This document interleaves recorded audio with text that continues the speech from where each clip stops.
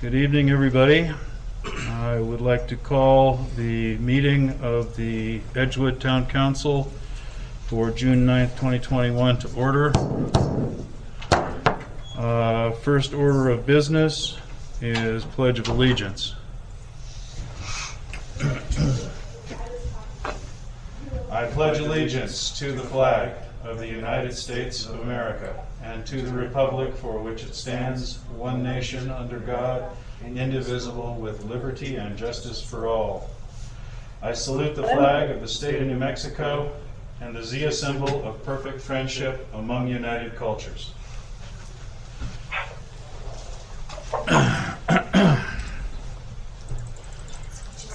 Good evening, everyone. Because we are virtual, I will call roll. Councilor Holly. Present. Councilor Abraham. Here. Councilor Jaramillo. Present. We also have the clerk treasurer, our IT person, our town's attorney, and planning and zoning person, as well as someone taking notes. Mr. Mayor Pro Tem, can you list them by name, please? I thought I just did. No, you list them by title.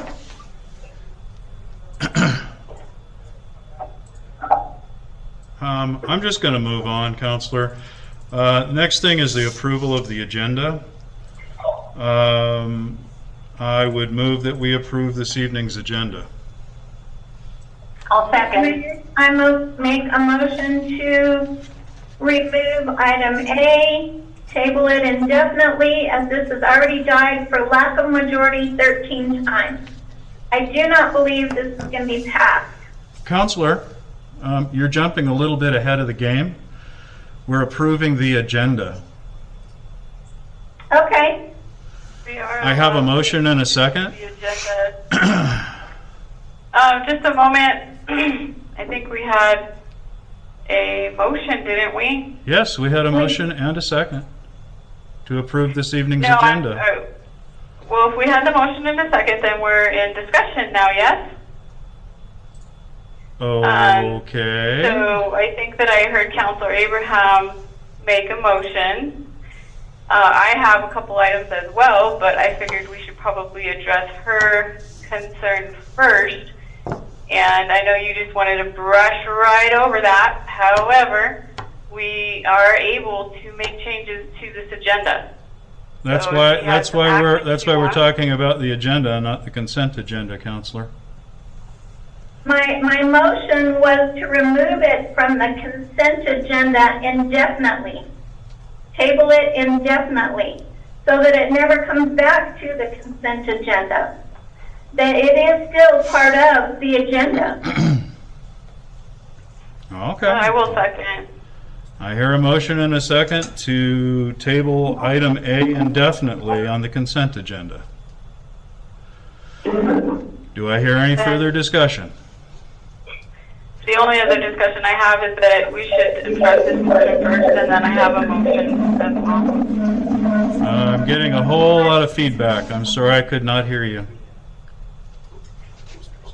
I was just saying that we should address this action first, and then I do have another motion to make. Okay, well, we have a motion to table indefinitely item A, the meeting minutes for November 2nd, 2020. How do you vote, Councilor Abraham? I still had some discussion on this matter. Okay. This has come before council now. This is the 14th time asking for us to approve these minutes. Each time I tell you that it is an illegal meeting that cannot be approved. While the words that were spoken, the actions that were taken died for lack of majority. The other part of that is while we claim we have to approve all minutes in a timely manner, when I was pulling information on the Parks and Rec last advisory committee, I see that there are minutes from January of 2020 that have never been addressed. So we do not always approve all of our minutes in a timely manner. So this needs to be tabled indefinitely and never appear on the consent agenda until we decide to put it back on. It's a waste of everyone's time to have us call for this and vote it down every time. Are you finished, Counselor? I am. What's your vote? My vote is to remove it. Aye. Indefinitely. Counselor Jaramillo? Aye. Counselor Hawley? Nay. I vote nay as well. Your motion dies for a lack of a majority. How do you vote on the approval of the agenda this evening? Counselor Abraham? Point of order, Go ahead. Mayor Pro Tem Abrams. I had just mentioned a couple of times just a minute ago that I had another motion to make regarding the agenda. Go right ahead. So I make a motion to remove items 4A and B until such time that we can have the requested agenda item, which was discussion, consideration, and action for these two items. And so my motion is to remove item 4A and B until you will allow them to be put on for discussion, consideration, and action. Second.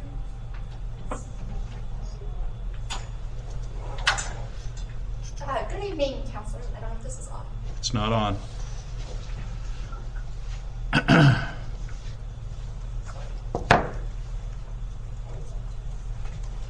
Good evening, councilors.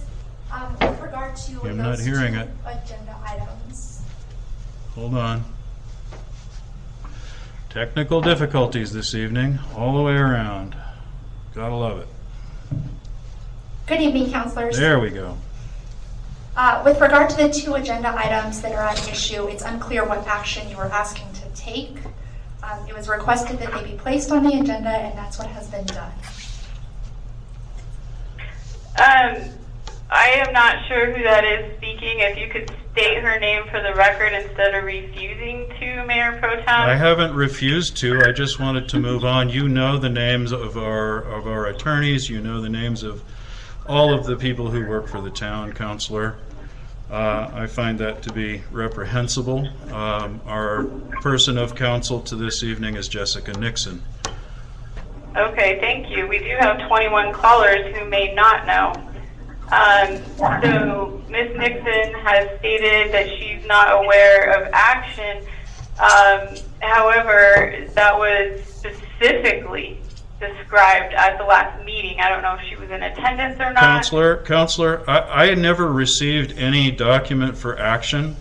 All I know is that we needed to discuss this. If you have something that needs to be acted upon, then I suggest you draft it and submit it. So Mayor Pro Without something Tem- to act upon, Counselor, I'm not done yet.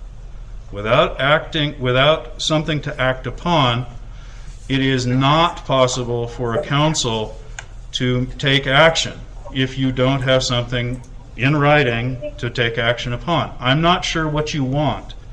Yes, we do have monies for our Parks and Rec position. Yes, we do have community youth programs planned, but I don't know what you want unless you tell me. So discussion is where we're at. So perhaps tonight we can keep this on the agenda and discuss what you want. And then maybe we can pen something. Does that sound like something appropriate? Well, let me just repeat that in the last meeting I made it specifically clear what we needed.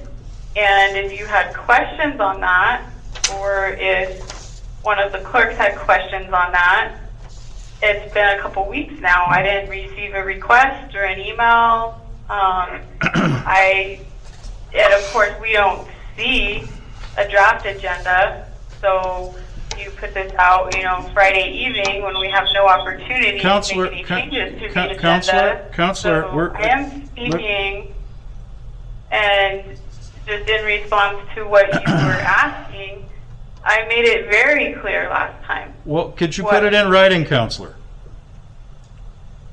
So the judge's order that ordered you to allow us to put items on the agenda did not say that that request must be in writing. Well, if we're going to act on something, it should be in writing. We act on written resolutions. We act on written changes for financial documents. We need something to act upon that can be signed into being. We can't just simply say, okay, we're going to do this. Counselor, you've been on boards before. You know how this works. Yeah. Don't play this game. This is a ridiculous thing for you to do, and I really think it's appalling. So, Mayor Pro Tem, we are talking about if you would like to that- remove those items, then I will hear a second. Second, and I have discussion as well. I actually sent you a request on March 24th. I'm printing it out now. That reads to Juan, Carla, and yourself on March 17th of 2021 at 1:18 p.m. I say the day all. I would like to request we put discussion and action item on the March 24th, 2021 agenda to advertise the vacant Parks and Rec position. We also need applicants to fill vacant Parks and Rec advisory board slots. I would like to have the position filled and get recommendations for projects before we need to do the budget and ICIP submissions. So if you would like me to send this again, I do have an email that I sent to you. Counselor, we've discussed the Parks and Rec position several times. We're actually discussing the agenda, and I would like to discuss the hiring of a Parks and Rec position, because I think we need to change that position. But that's my opinion, and I think a discussion is warranted. But I asked for discussion and action. I have a motion. I did not receive. I was totally ignored. Okay, I'm sorry you feel Counsel, ignored. just to clarify, the court's order directed Mayor Pro Tem Abrams to allow anyone to place items on the agenda. Another part of the complaint in that writ of mandamus action was regarding materials necessary to take action by the members of the governing body. In accordance with both requirements, there have been no materials submitted for the town council to take action on, which is why it is on the agenda as requested for discussion. Ms. Nixon, I would like to request you to refrain from giving us legal advice, as you do not represent myself. Counselor, I'm going to stop this. Counselor, you are out of order. You are out of order. We are discussing an item on the agenda. Okay, we are not discussing other things right now. We are going to stick to our agenda.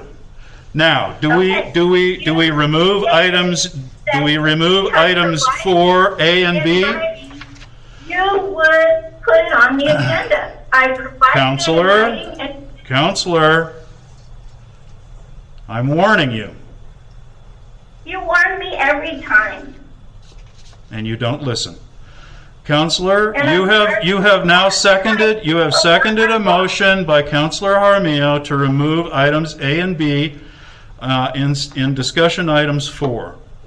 How do you vote? We are in discussion. We are in discussion. I am ending discussion. No, you don't get to just unilaterally end discussion. I can call for a vote to end discussion.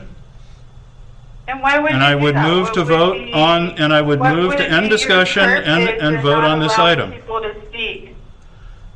What is your purpose, Mayor Pro Tem, in not allowing us to speak? You're overriding us, rudely interrupting, cutting people off. It's What really is- nice for you to grandstand, Counselor, but we do have business of the town to attend to. Yeah, Can we do that? businesses You would put as action. Can we do that? Only if you'll put as action can we accomplish things. Well, I need to know what we're acting upon. We need to discuss the Parks and Rec position.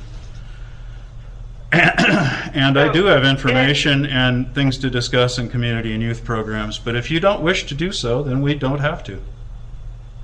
It would be nice if it wasn't always a surprise. You're always a surprise to me. Guys, Excuse me. let me just clarify something as well, because you were projecting, Mayor Pro Tem, and saying that I was playing a game. I actually think that's your game, to leave action off. I have, audited boards and looked at minutes and been involved with boards my entire career, 20 plus years. What you act upon is the motion. You act upon a motion and a second. As long as there's something on the agenda, you can discuss it, you can take action, and that is fine. You do not have to always have something repeated in writing when it's already been relayed, okay? And if you had questions about that, a courtesy email 2 weeks ago, even, last Wednesday would have been fine. You can say, Counselor, I know you really wanted this on as action. You asked me for this. Is there something you can give me in writing that you would like? That's just common courtesy. But what happens is that we're ignored. We are completely cut out, ignored. And you know what you want to do tonight is you want to tell us unilaterally, like a dictator, what you want to do.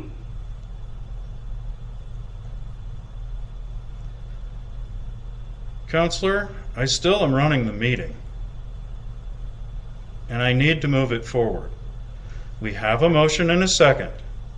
Are we ready to vote?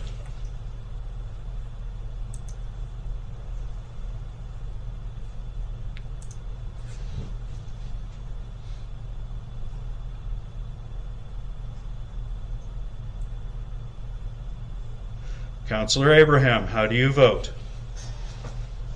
I vote aye.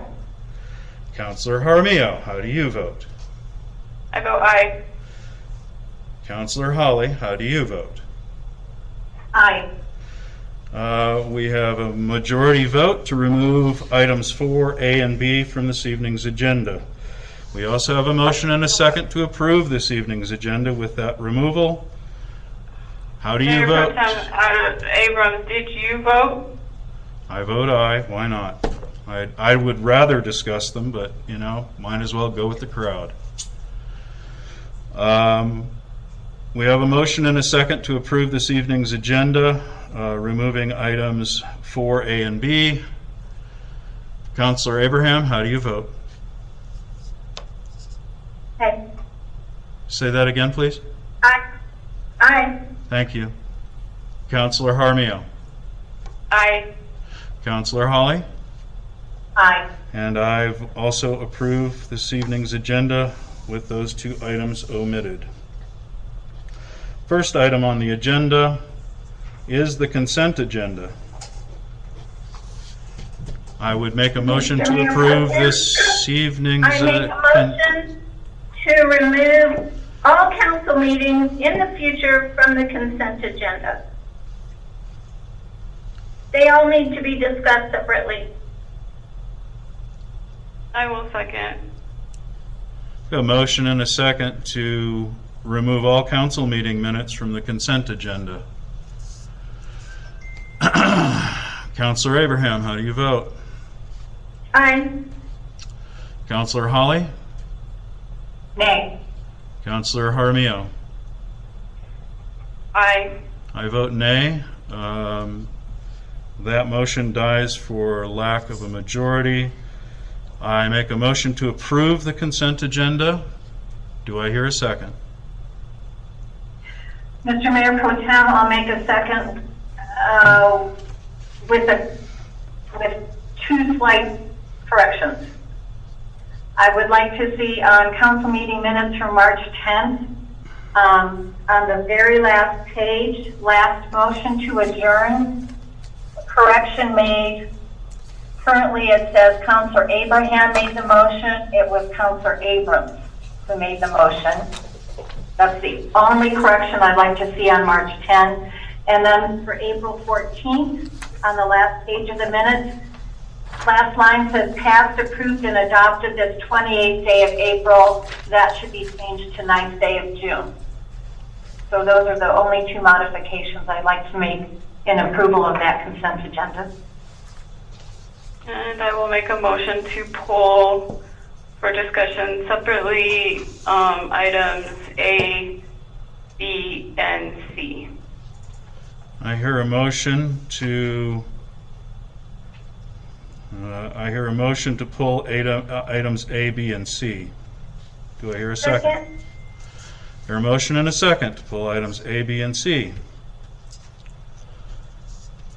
How do you vote? Counselor Abraham? Aye. Counselor Holly? Nay. Counselor Jaramillo? Aye. I vote nay. The items stay on the agenda. We have, or on the consent agenda rather, we have a motion and a second to approve the consent agenda. How do you vote? Counselor Abraham? It's just we need discussion. We've begun voting, Counselor. You moved right from a motion and a second and skipped discussion again. We kind of went through that twice, but if you want to talk about it again, we have one council vote, or you can Okay. vote either way. Okay, just for discussion on my part, the council meeting minutes for March 10th and April 14th, Councilor Holly had suggested that we have more verbatim minutes, so I took the time to go through the audio and sent you all, within the 3 days of information for this meeting, the more specific and actual language that was in the meetings. I did not hear anything back at all about that, but it is something that needs to be addressed, and our minutes do need to be accurate, as Councilor Holly pointed out last time. So I think that we do need to pull them for discussion so that we can look at those changes and update the minutes properly. I know there were things that she thought were inaccurate, and what she just stated did not cover that.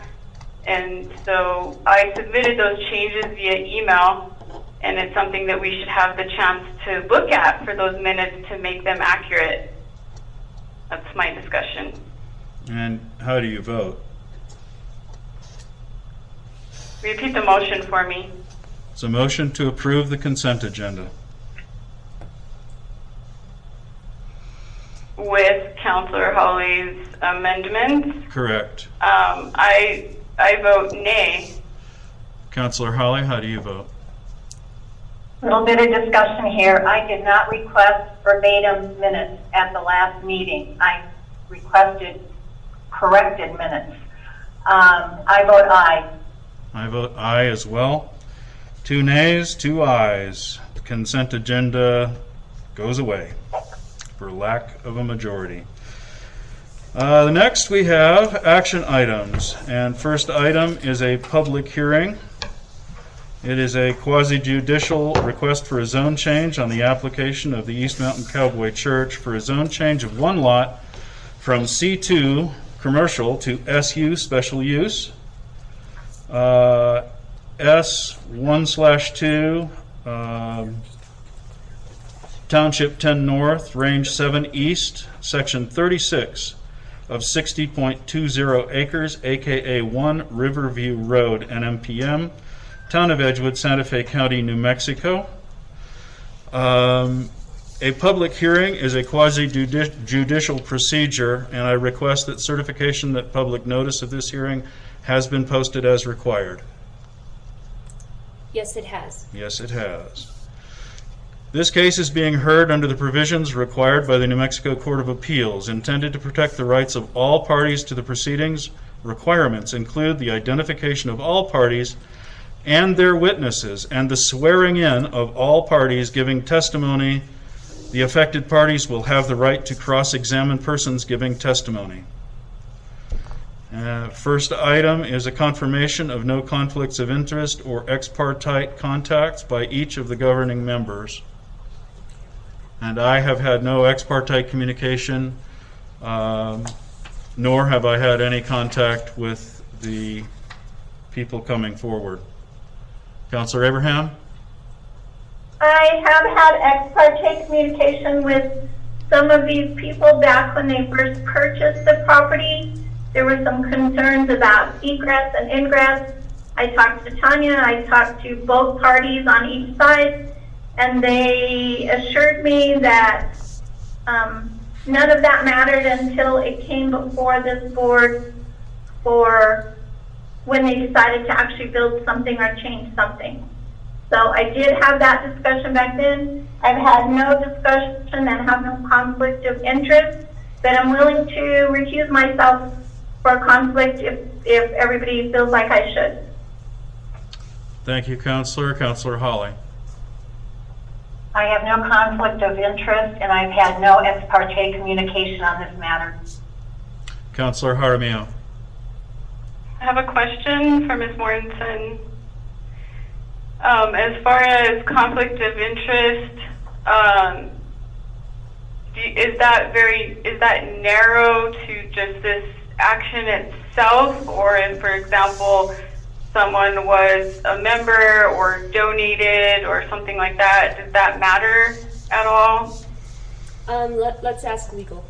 I don't think it does, but I'm not a member, but I have actually donated to the church itself, and I just want to make sure before I say I don't have a conflict. okay. I don't believe that that's a conflict, and we appreciate your disclosure, Councilor Jaramillo. Does anyone object to Councilor Abraham's participation? I have a question on that. Ms. Mortensen, in your opinion, were those discussions, because it sounds like you were involved, does that directly impact this decision tonight, or is it separate?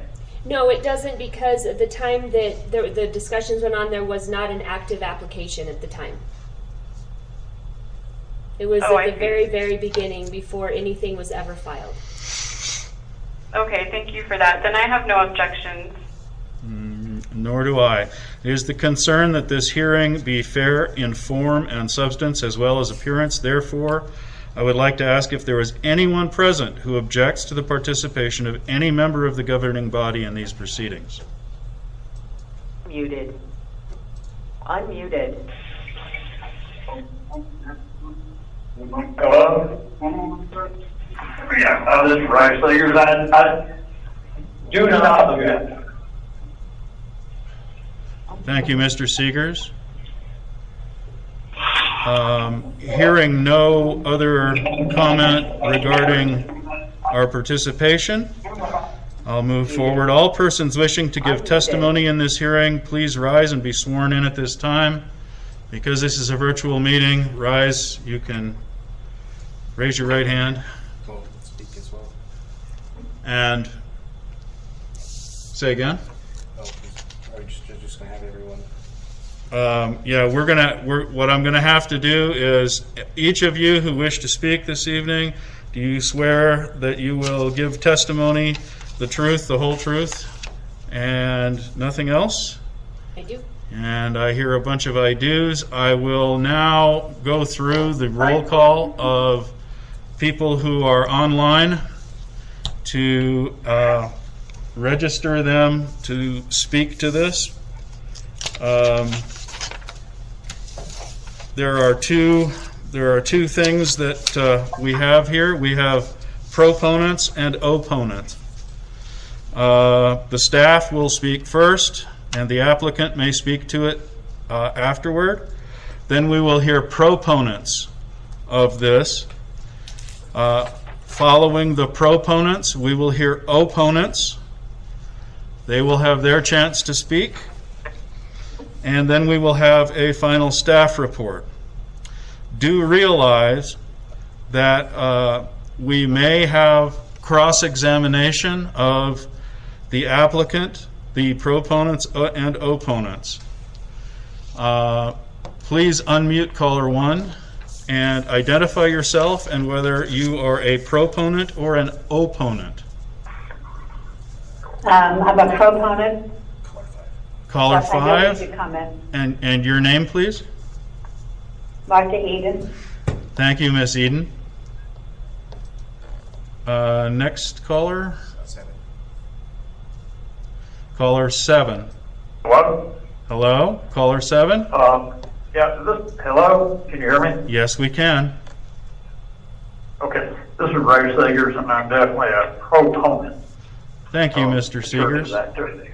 We'll be back with you shortly. Thank you, Mr. Seegers. The next caller is 8.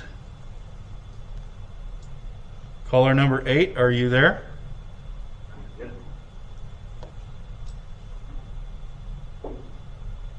Caller number 8, I hear no one there. Caller number is it? These are not in order on my screen. It's really hard. Caller 10. Caller 10. No, there's no caller 10 now. I have 11. caller 11.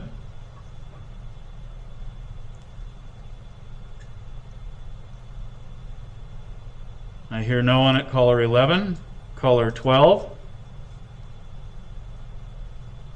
Caller 12, do you wish to speak to this? Caller 13. Caller 13, do you wish to speak to this?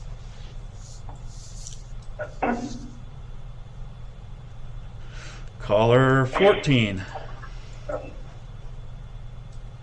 Caller 14, do you wish to speak in this public hearing?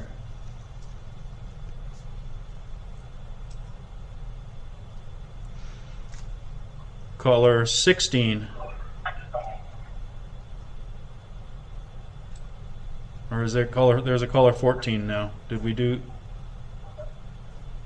caller 16? You're unmuted. Are you willing? Are you wanting to speak in this public hearing?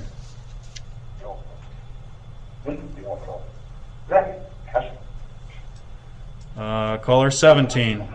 Muted. Unmuted.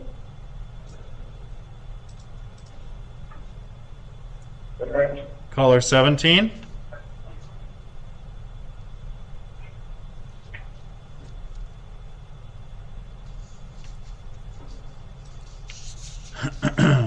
Okay, let's move on to caller 18.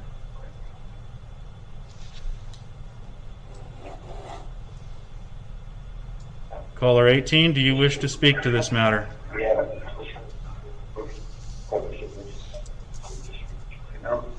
Our name should be up, she says. Caller 18, do you wish to speak to this matter? 1210, it was, this John McCall with East. No, that's the applicant. Okay. Jesus. Okay, caller 19. Hi, this is Karen Kaiser, and I wanted to speak as a proponent. Karen Kaiser, thank you, Ms. Kaiser, as a proponent.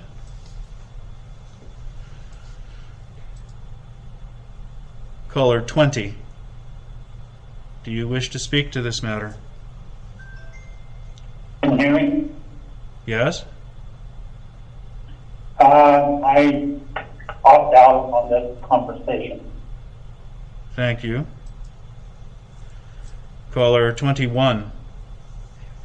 Do you wish to speak in this public hearing?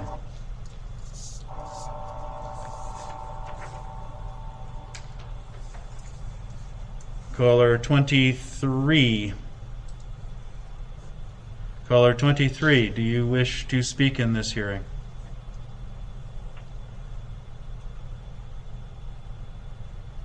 Caller 24. Caller 24, do you wish to speak in this hearing?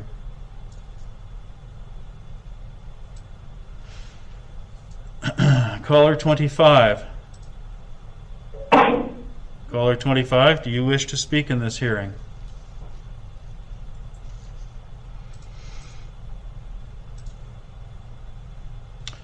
Caller 27, do you wish to speak in this hearing?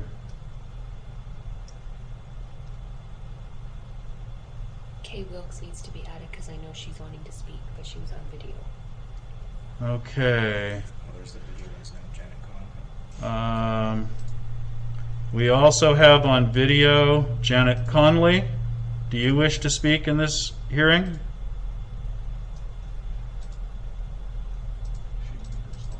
She's muted herself. We can't unmute her.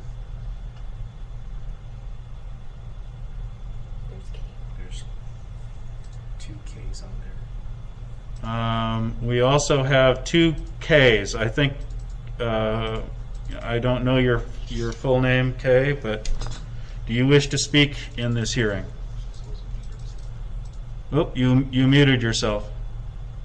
This is Kay Wilkes, and yes, I would like to speak. I am an opponent of this. I'm wondering if there's not also some technical difficulties, because I know that a couple of other people have called in and they haven't been able to talk. So I'm wondering if we have some problems. Do you know that they are on the phone lines? They said that they were going to be. I just sent them messages. Okay. We'll take a look at that here momentarily. We also have someone who is identified as PAJA. I don't know who that is. PAJA, do you wish to speak to this matter? Caller 28 just arrived. Okay, let's go back up to caller 28. Caller 28, do you wish to speak in this public hearing?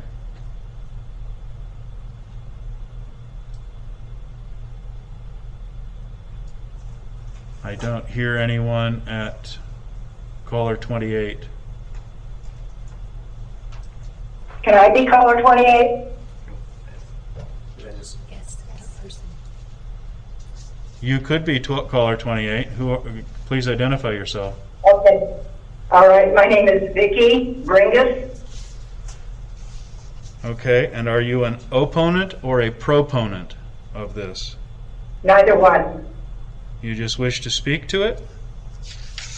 If I have to. Well, it is traditional that you are either supporting this action or you are not supporting this action. So if you could let us know which side of that fence you might be on, that would be helpful. I'm one of the previous owners of that property, and I guess you say, okay, I'll be a proponent. A proponent. And your name Yes. again? First name is Vicki, V-I-C-K-I. Last name is Bringus, B-R-I-N-G-A-S like Sam.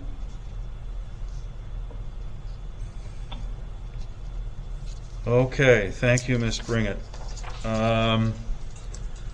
I don't see any other callers that have come back in. We also have the applicant, Mr. Conley. John McCauley, Or the John- name's incorrect there. Oh, sorry, Mr. McCauley. That's all right. Excuse me. There are other people that are on the line, but they were not given numbers to be able to talk. Okay, we can go through the callers again. The callers' numbers are assigned when they call in. But they weren't, that's what I'm saying, they were not assigned a number when they called in. Okay, they're assigned a number on this They end. don't know their number, Mayor Pro Tem. That's Been a concern of mine. That's fine. We can unmute once again and go down the list and ask for people to identify themselves. I don't have a problem with that. So we can go back up again to caller number 5. That's Martha Eden. That's Martha. Ms. Eden, are you there? Okay. Thank you. Caller number 7 is Mr. Seegers. Caller number 8, you're unmuted. Are you wanting to speak in this public hearing? If you are on the other end of one of the phone lines, speak up if you wish to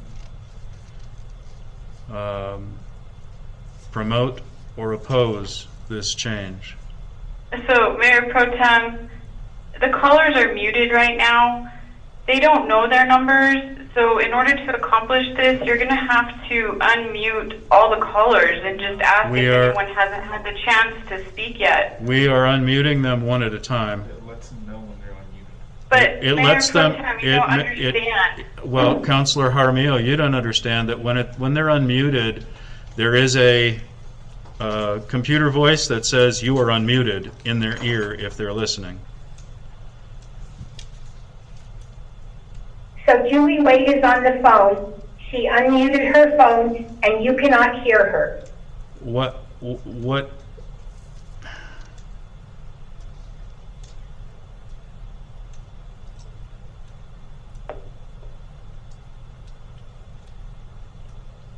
Okay, let's just go through the numbers again one more time. Caller number 10, unmuted. Hello? Is there anyone at caller 10? My name is Julia Kirkpatrick. Yes, Ms. Kirkpatrick. Are you an opponent or a proponent? Proponent. Okay, thank you. Caller number 11. You are unmuted. Caller number 11, if you're on the line, please identify yourself.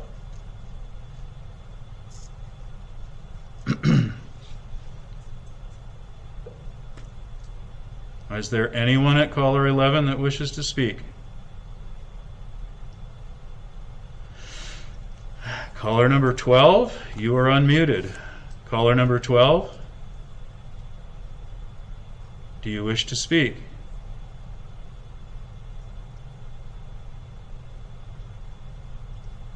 We are moving on to caller 14. Yes, can you hear me? Yes, we can. Yes, this is Wade and Julie Lee, and we're opponents. And you are on caller 14. Thank you.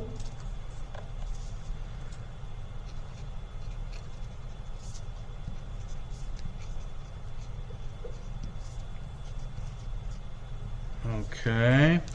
Caller number 16. Caller number 16.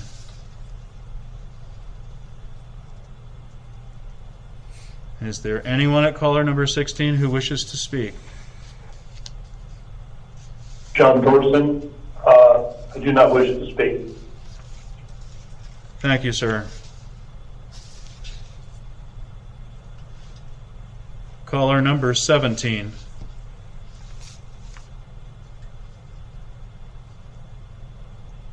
Is there anyone at caller number 17 who wishes to speak?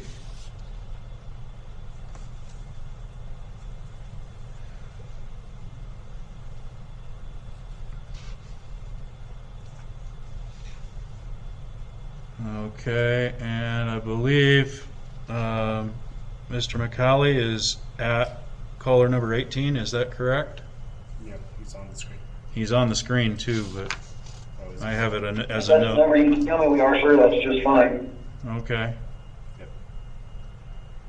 Yep. Caller number 19. Caller number 19 is Karen Kaiser. Okay. Thank you. Caller number 20. Paul Anaya, and I do not wish to speak. Thank you, Mr. Anaya. Caller number 21.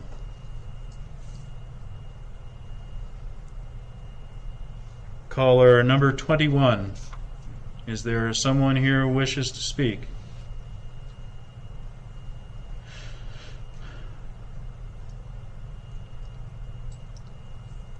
Caller number 23. Caller number 20. Mayor Pro Tem, I'm Yes. getting a note that I'm experiencing network connection difficulties, so I may lose my feed. Okay, we'll keep an eye on it. If you do, I will pause the meeting. Thank you. Caller number 23. I did not hear anyone. Caller number 24. Caller number 24. Is there someone there?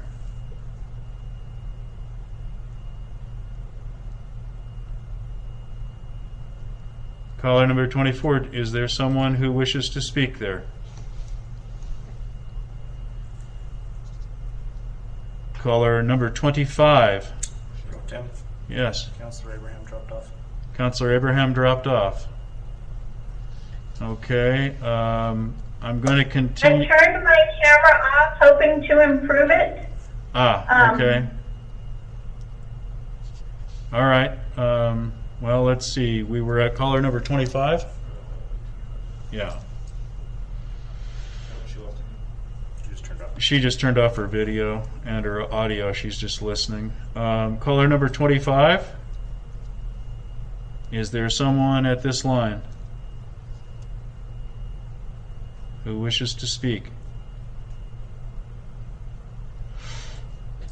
Okay, caller number 28.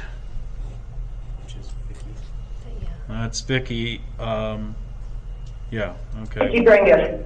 Okay. Thank you. I don't see any other new callers in the queue. And I've gone through the queue twice. I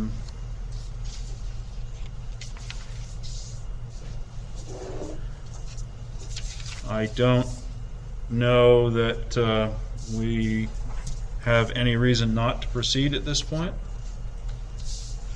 So, first up, I will ask for the preliminary staff report. Thank you, Mayor Pro Tem. The church came to us over a year ago to discuss plans for One Riverview Road, which has now been updated to 2234 Old US 66. And their plans included a church and an arena. A public hearing was held on March 23, 2021 during a Planning and Zoning Commission meeting where the application was approved by a unanimous vote to send the town of Edgewood to send it to the Town of Edgewood governing body for consideration of a zone change from C2 commercial business to SU special use. A grading and drainage plan has been worked on for the arena, which is already built. Churches are listed under D designated uses number 8 in the Town of Edgewood zoning ordinance 2019-03, I believe. That was wrong in there. Section 25 SU special use. It is located off of US 66 and Riverview Road. The church has been working with NMDOT for a driveway access permit off Old US 66 and has recently been approved. The purpose for the zone change is to ensure the church is zoned properly. The Technical Advisory Committee met on March 10th, 2021. Those in attendance were members from East Mountain Cowboy Church, myself, Charles Williams, the road supervisor for the town of Edgewood, Wallace Stark, Santa Fe County Fire Inspector, and Tim Dvorak, Planning and Zoning Assistant, Code Enforcement Officer. It was established that everything looked good on the site plan for emergency vehicles and what the expectations are for all weather driving surface. The main concern was the approval of the NMDOT driveway access permit for entrance off of Old US 66. Surrounding abutters are unhappy with the dust that is generated off Riverview Road during rodeo events that are held on the property, and had attended the March 23rd, 2021 P&Z meeting where they were able to voice their concerns. Since the church now has access off of Old US 66, we believe that the dust issues will be taken care of. And that is all I have for my preliminary report. Thank you. Next, we have the applicant and the applicant's presentation, and following that, any questions from the council. So if the applicant would like to proceed, that would be fantastic. Yes, sir. John McCauley for East Mountain Cowboy Church. Good evening to everybody.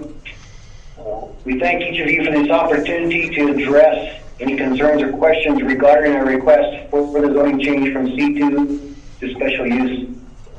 We're looking forward to the services we intend to provide to our community through the use of the arena for outdoor activities relating to the area's culture and lifestyle. Our motto is the perfect church for those who aren't. The youth are our most important and valuable asset, and ensuring good guidance and setting good examples for them is paramount in their development. We are committed to serving and hoping to be good neighbors to the area we decided to call home. We are involved in area outreach for the homeless, missions, first responder support, both fire and law enforcement, Prayer Ministries, New Mexico Youth Rodeo Association, Baptist Convention of New Mexico, and more. I hope the photographs and the screenshots I sent to you in the last few days are helpful to illustrate the facts addressing past concerns about noise and dust.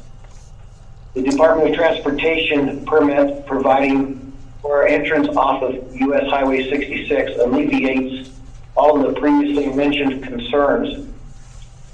Additionally, the designation of the north access off of Riverview Road as an emergency use only roadway as required by zoning has been done.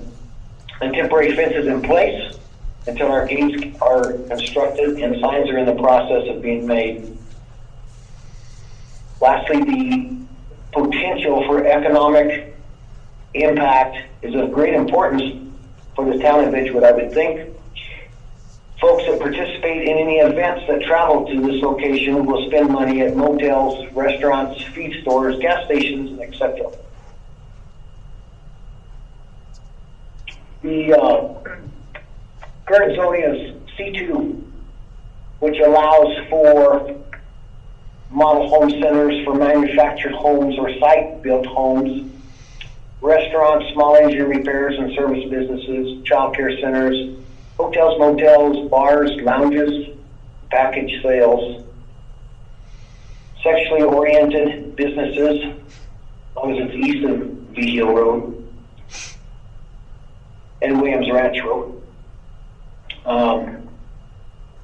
We're not looking to do any of those kinds of things, obviously. We just want to have our church and cock and horse activities on the arena. Again, we'd like to thank you for this opportunity, and are ready for any questions any that you may have on any specific items. Thank you, sir. Yes, sir. We now will open up to questions from the councilors. Councilors? I do have a question, and that is, what is the timeline for the church and building and activities?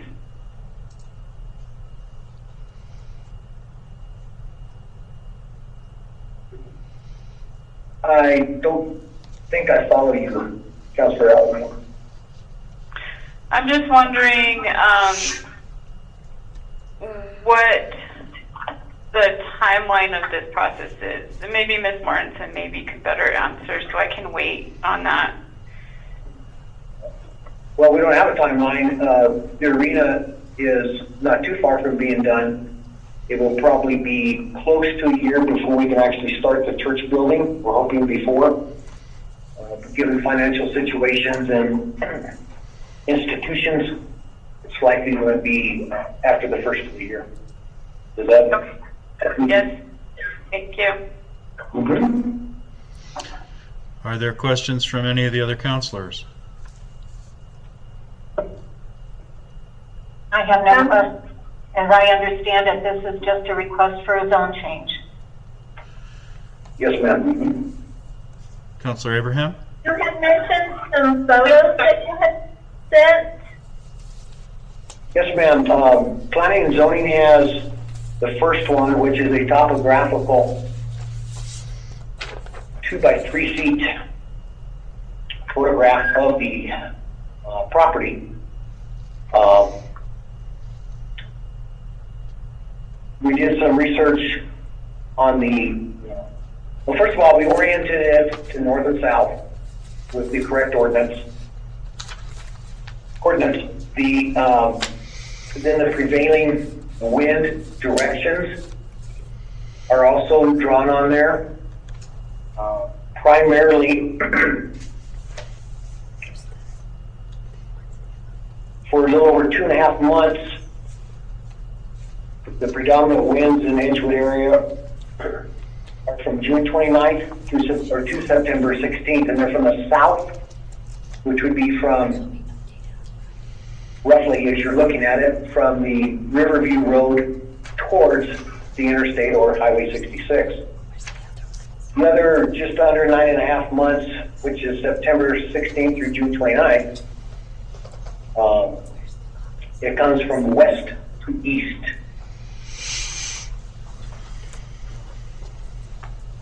The windiest time of the year is cataloged from February 2nd through June 19th.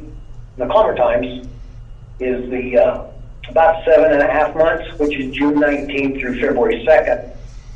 And as we all know, and is confirmed by this data that we looked up, which was on WeatherSpark, the greatest humidity time of our year is mid-July to the end of the calendar year. The reason that's brought up is because the higher the humidity, there is less dust. We do realize there's variations in the data as quoted, and it varies in speeds, times, dates, and even some directions to some degree. Upon examining the correlations between the cardinal directions and the primary bearings of the stated predominant wind directions, you can note that according to the information provided, for the entire year, the wind does not blow directly from the arena area to the person that, Ms. Wilkes, that had a problem with dust. Her residence is approximately 30 degrees off of due east from the arena. That was measured with a digital compass. On Monday, last Monday, June 7th, the wind was as claimed by the data that we were utilizing. It was blowing west to east. I had observed 3 vehicles traveling down Riverview, 2 one way and 1 another, and noted that the dust was traveling to the north of her residence and Riverview because of the orientation of the roadway and east to west, in the direction that the wind was blowing. We have purchased a water truck to help fight any dusty problems as they come about. Due to the inherent makeup of a sand arena, there's not much dust off the sand. However, there can be greater dust from the parking lot areas, which is dirt. But our plan and intent is to cover that with base course, which will pack down and reduce dust particles in the air considerably. There are other pictures. Did we have any questions on this wind direction map? No, I think you've done your homework very, very well. I guess Inman DOT didn't have any concerns about it. I know, like between Grants and Gallup, they closed Interstate 40 often because of dust storms. They don't seem to think there will be a problem with this on the highway. That wasn't addressed by them. Okay. Being that the wind blows, I mean, we don't create that much dust to begin with. Like I said, the sand arena doesn't create much. It's the parking lot when cars are driving out, but once it's got base course down on it, that'll be reduced significantly. There's a lot more dust that's created on Bee Hill and Riverview by cars traveling at the rate of speed that they travel in the area. Yeah. Yeah, dust is an issue no matter where you live in Edgewood, so, you know, and the drier it gets, the dustier it gets. So, I think you've done what you can, so thank you for explaining the map. You're welcome. Do we have any other questions from the board for Mr. McCauley? Hearing none, are there questions from staff? No, staff does not have any questions. Now I have to unmute everybody because I need to ask if anyone else who has been sworn wishes to cross-examine, and hopefully we don't have everyone all at once.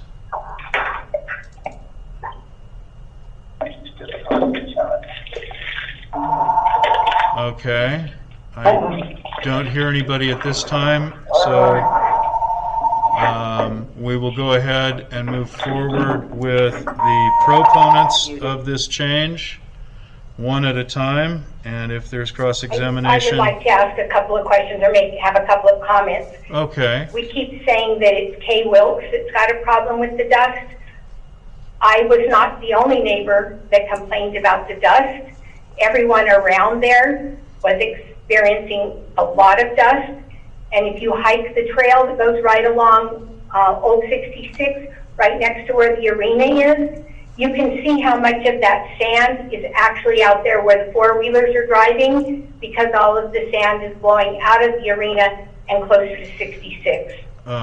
Okay, Ms. Wilkes, this is for direct. Ms. Wilkes, I know you're not the only one, but you're the only one that had verbalized it and put it in writing to the extent you did previously. The sand that's in that illegal road, actually, that pathway along the property line between 66 and our property, has been there for a long time. That sand is a different kind of sand than the sand we have in the arena.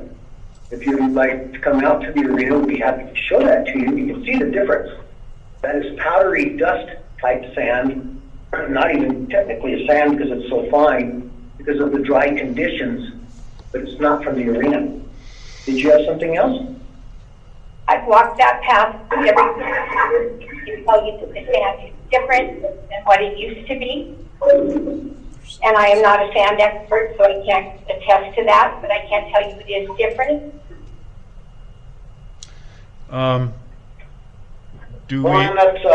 That's okay. That's your opinion and perception. That's okay. Anything else? Not on that part. We'll go through the rest of it and we'll go from there. Okay.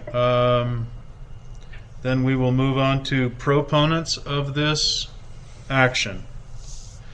The first one on my list is caller number 5, Miss Eden.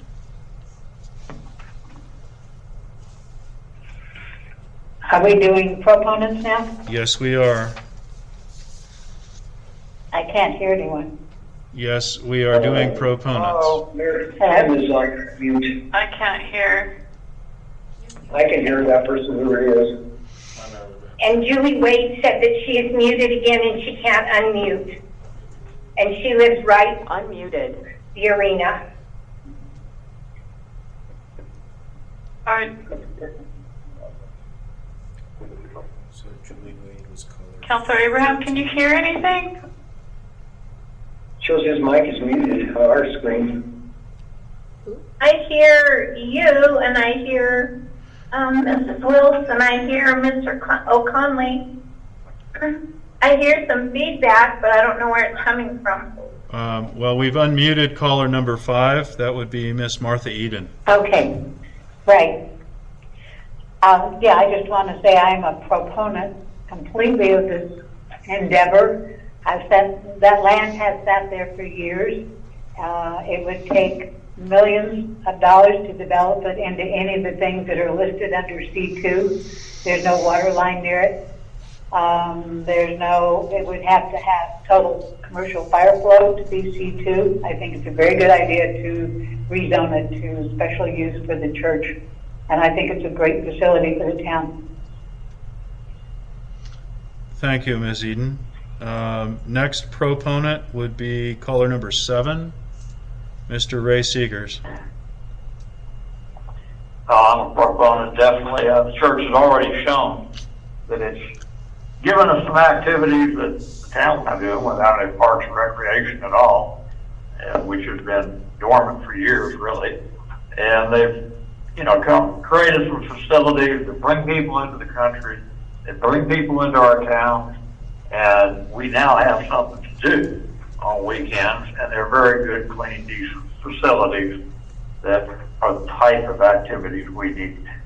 Thank you.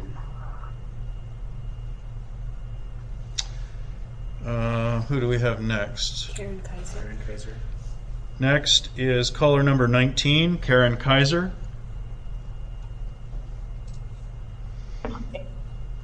Thanks, Mayor Pro Tem. I'm not a member of the church, but I've met many of the members of the congregation, and I think this Cowboy Church is maybe the most positive thing I've seen come to town in my 7 years here. This request for zone change, although it's not my neighborhood, I have lived near a busy, active parish, and it was a plus. Occasionally it brought traffic, but it brought more good than the inconvenience of the traffic. And I think this beautiful Cowboy Church and arena will do the same thing. When you think of the things that Mr. McCauley listed that could come under commercial and the costs that would be involved that would probably defer anyone from wanting to do it, I can't think of a higher or better use of this land in our town than for this Cowboy Church and arena.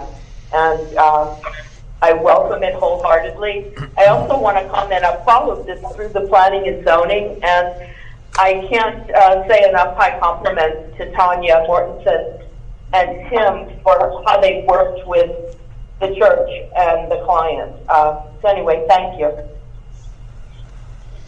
Thank you, John. Thank you, Ms. Kaiser. I appreciate that. And just as a note to Ms. Wilkes' comment about somebody living right next to the property, the closest house to us, to the south, is 1,041 feet, number 62 Riverview. Just a point of order. Yes. She is caller number 14. Yes, I am aware. We have 28. next caller number 28, Miss Vicky Bringas. Go ahead. I was just asked to join the call because there might be a question coming up. If this property had been, if somebody had tried to buy it prior, if we had received an offer, and then I could shed some light on that. But I don't live in Edgewood, and I'm just here to add some information if needed. Okay. Thank you. And You're welcome. Julia Kirkpatrick. then we have caller number 10, Julia Kirkpatrick. Patrick. Good evening. This is Julia Kirkpatrick. Can you hear me? Yes, we can. Okay. I am the property owner just west of the property in question. I don't have any reservations about the church and the arena going in. I think they would be good neighbors. We really need to encourage activities that bring young children into some sort of activity other than behind a computer screen. I also have in the past been a horse person. Currently I'm a dog person, so I have been a member of a horse club, a member of kennel clubs, and a lot of our exhibitions are at outdoor venues. And we actually need more of those venues because a lot of that is drying up for certain reasons or others. So I am totally in favor of this property going in and the zone change. Thank you very much. Thank you, Ms. Kirkpatrick. That is the end of the list of proponents. Does the council wish to ask any questions of any of those proponents? I see none. Staff? I do not have any questions. Thank you. Does the applicant have any questions for any of the proponents? Looks like everybody's muted. Mr. McCauley, you're muted.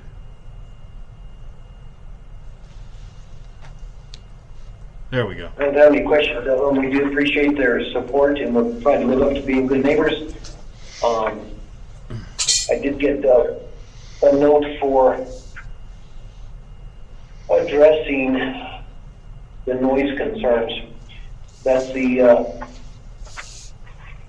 set of 3 screenshots of the decibel meter that we also did on Monday.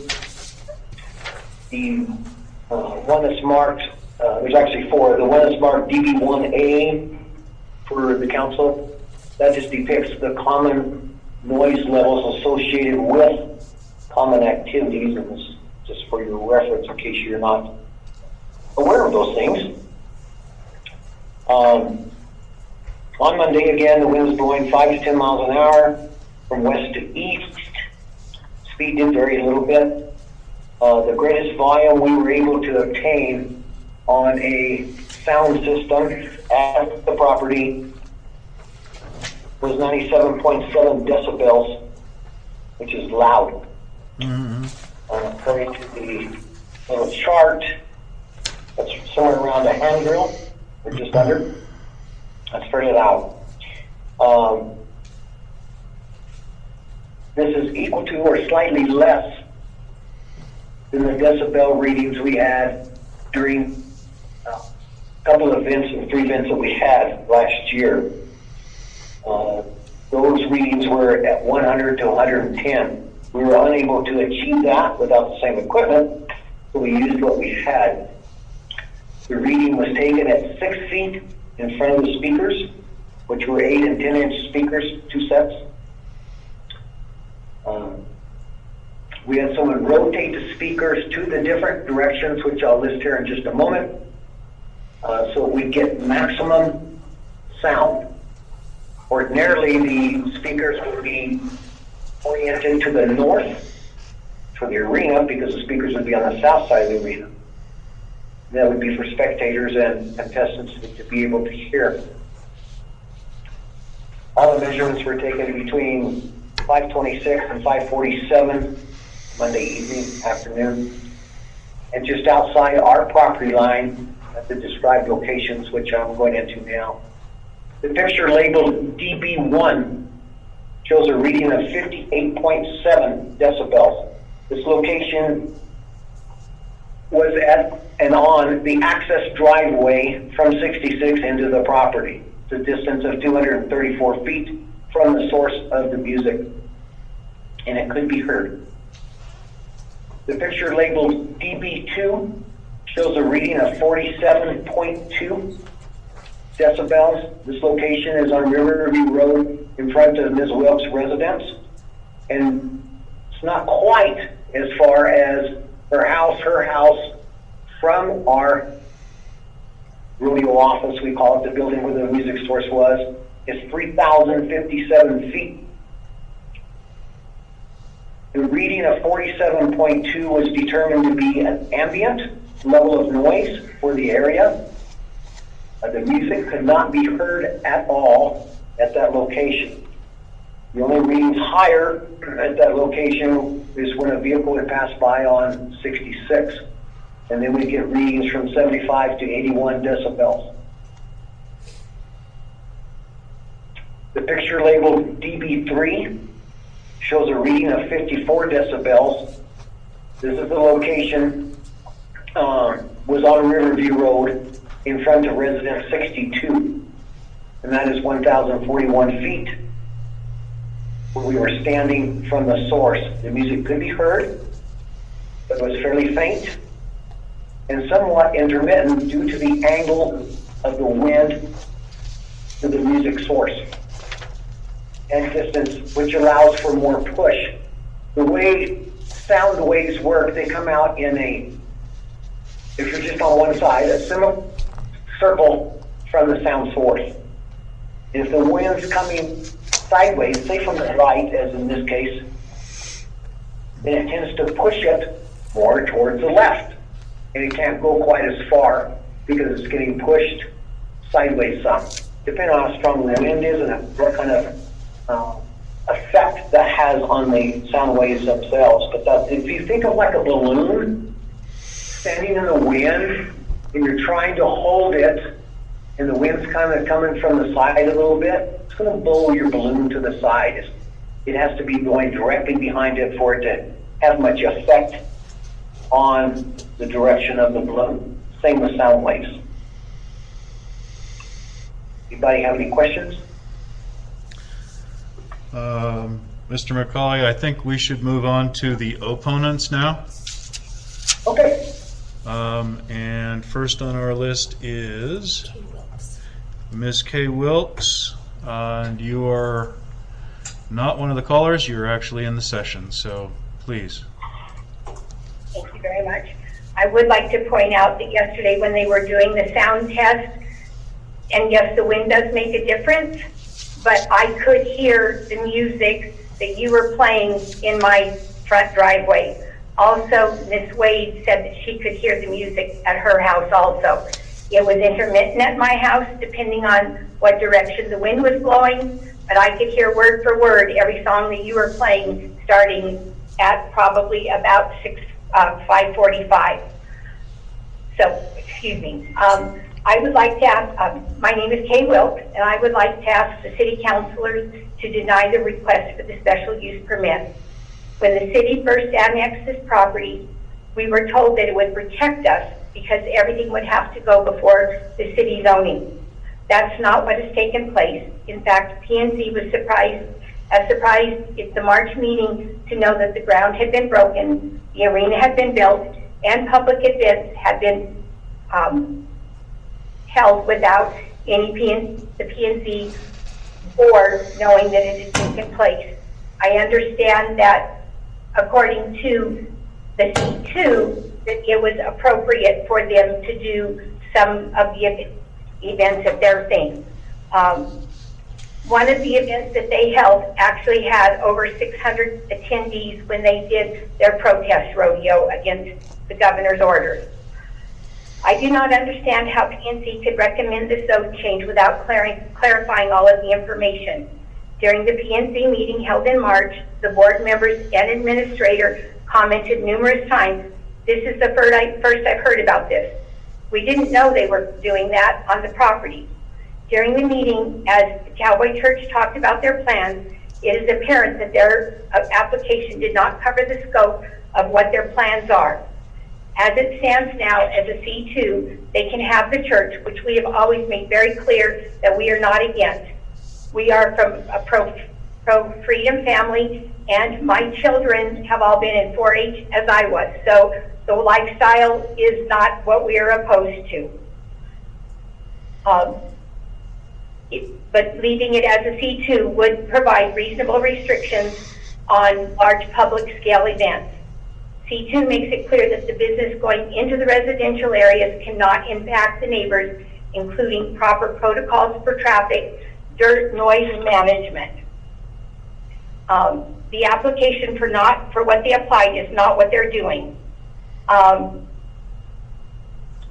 What will impact the neighbors the most is not the church events, it's the outside events that have nothing to do with the church that are planned on this property.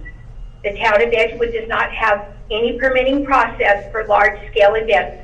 Once they have the zone changed, they will be able to do whatever they want to. Even before this was held by the planning and zoning and town councilors, the East Mountain Church had planned to hold multiple youth rodeos at the Estancia Valley Ranch Rodeo this summer.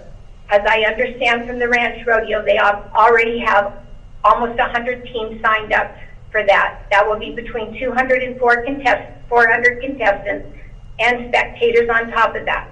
They will be holding an outdoor concert and a dance. That has nothing to do with what the church is doing. That is an event. As mentioned before, the plans of the church were a big surprise to the planning and zoning. This includes a community farm to raise food for the needy. They also expressed their intention to have a single action shooting activities on that site. The planning and zoning board and administrator said that was the first that they were hearing of both of those intentions. How is it okay to have a community farm, not a private garden, but a public garden, sucking residents' wells dry when many of our surrounding neighbors are already losing their wells and we need to be diligent with water conservation? How is it okay for single action shooting activities to take place across the street from a neighborhood? Founders Ranch is much more isolated and still neighbors miles from them can hear the shooting all the time. The number of attendees provided in the application has been a mere fraction of the crowds that they have already drawn at events they held last summer. As the leader of the church quoted in the Independent newspaper, I would also like to mention that the crowd was during COVID, when much larger crowds and more people will return to large events. Does the town of Edgewood have the law enforcement in place to take care of traffic and safety concerns for that large of a scale of an event? I would like to voice my opinion in the process that has taken place. Other businesses have been denied going into this property on the past due to safety concerns outlined in the traffic studies. From start to finish, East Mountain Cowboy Church has gone above the rule of law due to political connections and family with our local government. They broke ground, constructed public facilities, hosted public events before any public notice was posted on the property in compliance with PNC. We have reached out in the past to the mayors and councilors, and I have received no response. I think the prevailing attitude of our town officials is it can be summed up with Mrs. Cheryl Hubbard's hot mic moment at the beginning of the PNC meeting in March. While everyone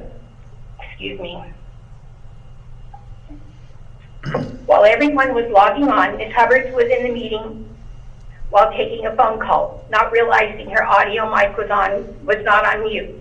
She is a former member of the PNC board, and at the time when plans first began for the Cowboy Church, she was a member of EMCC and the family member of the mayor.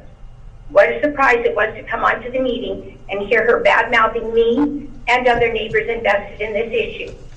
What kind of impression does that make for the town and those involved in engaging in such behavior? It leaves a very poor taste in one's mouth for our former local officials exhibiting such a flippant and unprofessional behavior. And while I do agree with Ms. Hubbard that the property owners do have the right to sell their land, those of us who have lived there 40 plus years and have contributed to this community for decades should not have to give up our entire lives and homes because the town of Edgewood and the church has a free pass to go on what is the normal scope of use. If we went into your backyards, blared music, dusted your backyards by bringing hundreds of horse trailers into it, drained your wells, and put family members at risk of injury and death from traffic accidents with unsafe road configurations already established by the government, our state government, would you still approve it? As a longtime resident of this neighborhood, I again ask the Town of Edgewood Council to deny this special zoning use. Please let them have the church, but please don't let them continue to have the massive rodeos, the concerts, and all of that stuff that is planned for this property. Thank you. Thank you, Ms. Wilkes. John for East Mountain Church, Cowboy Church. Ms. Wilkes, I have a question for you first of all before we Excuse me, Mr. McCauley, I'm gonna hold you off for a second because first we ask if we can do this in two different ways. We can have all of the opponents speak and then have questions from the council and then from the staff and then a cross-examination by you. So if you can hold off for just a moment, we'll go through the process. Thank you, however you want, sir. Yeah, we've kind of gotten a little bit off track a couple times, but I'd like to kind of hold us to the schedule if I can. That's fine. I was just hoping to eliminate duplicating of statements and questions from others. That's all. That's fine. Okay. All right. Thank you very much. I think in the last part of this, we went through all of the proponents. So the next opponent would be caller number 14, Wade and Julie, and I didn't get the last name. Lee. Yes, hi, good evening. This is Wade and Julie Lee. For the record, we live at 60 Riverview Road, which we may not be directly across from the entrance of the property, but we are directly across from the property. First of all, we want to thank the Cowboy Church for finally fixing the entrance at Riverview Road. Working from home, the traffic last year when they were upgrading the property and the rodeo was ridiculous. And dust, lots of dust. So we'll talk about that here in a minute. So again, we want to thank you for that. But another question that I had, we do see that you have an entrance into the property at 66. I thought it was discussed at the planning and zoning meeting, that there was to be turning lanes created off of 66 because just as Kay had indicated, we have a lot of people that is attending this event and the traffic that could be coming in. I saw the traffic last year when you had the rodeo. I live here. We've been here for 28 years and the traffic that's been on this road because of the rodeo is bad. So if you're moving this onto 66 with additional traffic, and let me tell you, people don't abide the laws on 66. They're crossing lanes whenever they want. So for the safety of your participants, for your church members when you build a church, and for the attendees, I will need to ask if you guys can put turning lanes in there. You need to be safe. Both my husband and I attend a church. We are not opposed to the church. We are not opposed to the rodeo. We are not opposed to what you want to do for the community. What we don't like is it's across from our home. Secondly, the noise level. I have to disagree with some of the comments made by the noise level when we had the rodeo here last year. Crews worked into the evening to get the rodeo going with big lights out there and noise. The rodeo went on all day long to the evening hours, 9, 10 o'clock. People were leaving the rodeo grounds, still having the big lights on the property. And just recently, when you did your test, apparently you were on my property because we heard the noise, because we were outside in our backyard watering, and my husband asked me, where's all that noise, that music coming from? I walked up to the front, and it was from the Cowboy Church. You had about 4 to 6 trucks over there blaring their music. And I also noticed there was a white truck that pulled up with 2 gentlemen that got out, they were looking at the Cowboy Church. I now assume that you guys were testing the noise level. You should have been on my property because the noise was hitting my house. Last year with the rodeo, the music blaring so bad, Kay actually texted me and says, hey, how do you like the music? Because I can hear it up here. We couldn't even hear our TV. So for the residents that live here, even though we are kind of southeast of the property, the noise does travel. So we would ask that you really take that into consideration. Again, we're not against what you're doing to the community. We're not against rodeos, but we are concerned of the noise level because we basically been pretty quiet out here, and that's why we all moved out here, was to get out of the busy, bustle of the city. And third, another issue with the dust. Now, yeah, we're New Mexico, it's been dusty, but depending on how the wind is traveling, yes, we get dust here on my property. Just a couple weeks ago when we had those extremely high winds, and the tornado warnings that were coming about, I looked outside and the dust from the Cowboy Church was crossing 66 and the freeway to the point where I couldn't even see 66. So throughout New Mexico, I know we have concerns for dust problems. I've been in those throughout New Mexico where I've been hunkered down in the town because they closed the freeway. So again, those are my concerns. I'm glad that you guys have bought a water truck to get that dust down. I don't know if you all plan to put a parking lot down that is pavement. That would probably help your dust situation. Another concern that I have that I mentioned earlier is how late are these events going to go? Now, granted, we're not going to have the traffic coming down Riverview anymore, but your big lights and the noise. In the summers, I like to open my windows at night to get the cool air in. And last year, all I heard was the rodeo going on and the light shining into our windows. So those are my concerns for this meeting tonight. Again, I thank you again for letting me speak. Okay, and I don't believe we have any other opponents. So does anyone from the council have questions for either of the opponents?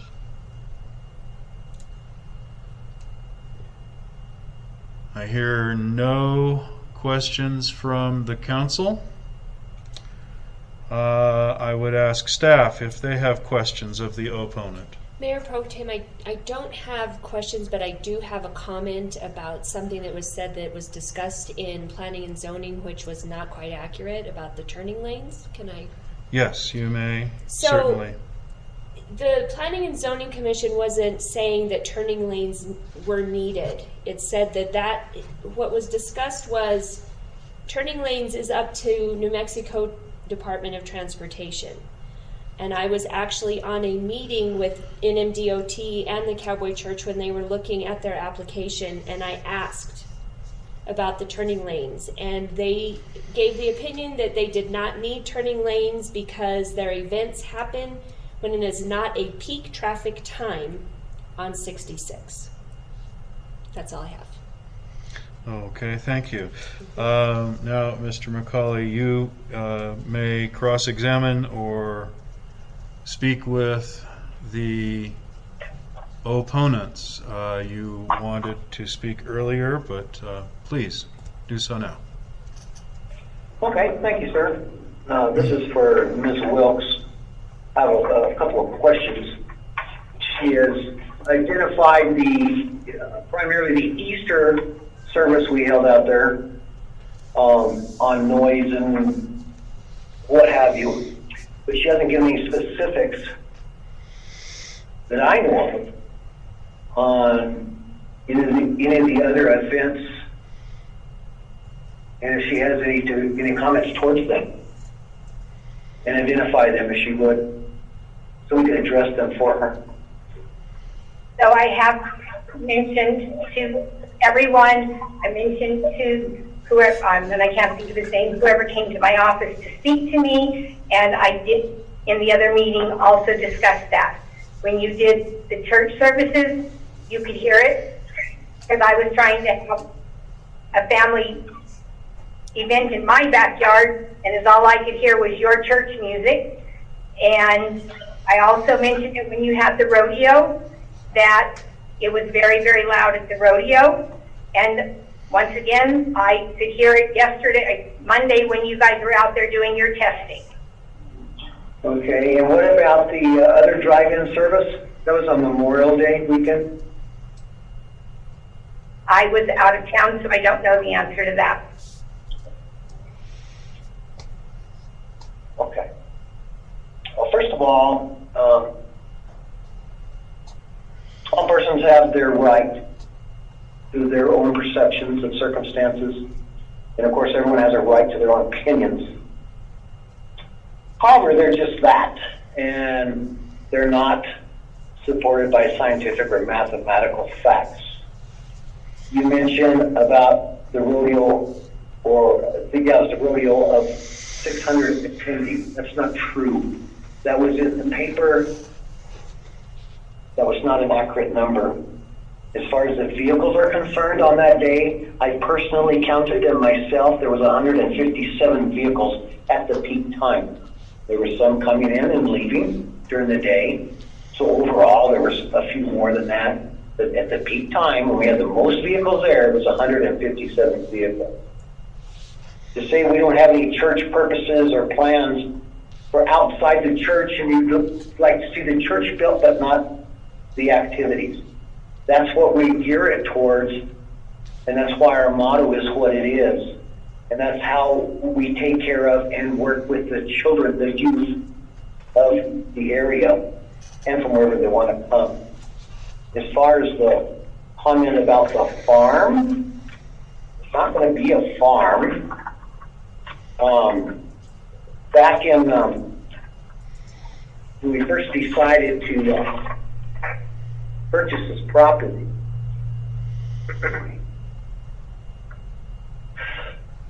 well, first of all, the state regulates the amount of water anyone can pump from a well, and it's metered. It has to be held to. As you know, I'm sure, I would think you would know. As previously stated, numerous key persons from the church were asked for any ideas they might have for the property, because we were ending up with a large piece of property. This was part of the brainstorming upon the decision to purchase the property. One of our members is a certified organic gardener, and he stated he would be happy and like to teach folks about organic gardening practices if there was any interest. We have not had interest, and it's not planned for at this time. And if we did do something, it would be like a garden in your backyard, I would presume. It would be very small to see how it went and how interested people stayed. And the comment about the ranch rodeo, you said something about 200 teams, or I can't remember exactly what you said. There was only 14 teams slated to come. Each team has 6 members. So that's a large difference. As far as SAS is concerned, one of our members is involved in that. And while that seems scary to some people about shooting from horseback, what you know about firearms, there are 4 components to a cartridge: the projectile, the shell, the powder, and the primer. There are no projectiles in this type of shooting, and they ride by close enough for the small amount of blast from the primer and any powder, if they use any, just breaks the balloon. It's not very loud because there's no pressure built up, because there's no projectile seated in the case. At any rate, the Founders Ranch has been purchased, and that activity is going to remain there, so it's not going to be at our location. I don't know what, and the ranch rodeo has now moved to Moriarty, by the way, just so that you know. That was slated for later this month. I do not know the significance or relevance of Cheryl Hubbard's comment on a rezoning request.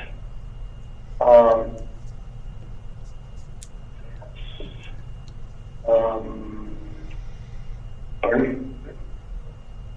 Okay. Riverview Road could technically still be an access point for us, but in order to make it better, not only for us, but for all the neighbors, and that was the main complaints, was the traffic, which I understand. I lived on a dirt road until they paved it not too long ago, and I don't like a bunch of people driving up the road either. So we gotta have an understanding of that. And that was the primary reason for getting it done. And that was a contingency with planning and zoning, with a temporary okay from them for the zoning request by getting this permit. And as Ms. Mortensen stated, DOT is the one that decides that. We did speed studies, site distance studies, and perception studies. It was deemed safe at the location. We only had to move it 20 feet from where we originally had thought we'd put it, and they deemed it safe. So that's a moot point.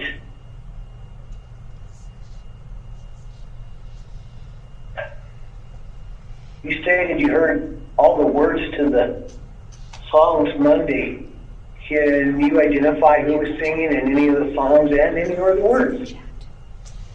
I have a list of them here if you happen to have that.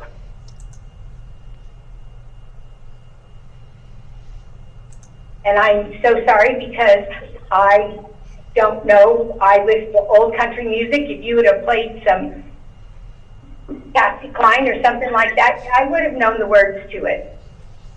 Well, we do have something in common. Patsy Cline's my favorite all-time singer. However, Brad Paisley was singing some old songs. And then you made a comment about you could hear most of the words depending on the direction of the wind. The wind was constant from west to east, which is not from the source to your house, your residence.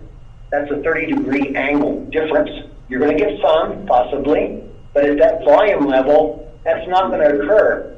And you also said it started at 5:45. We were done at 5:47. We started at 5:26.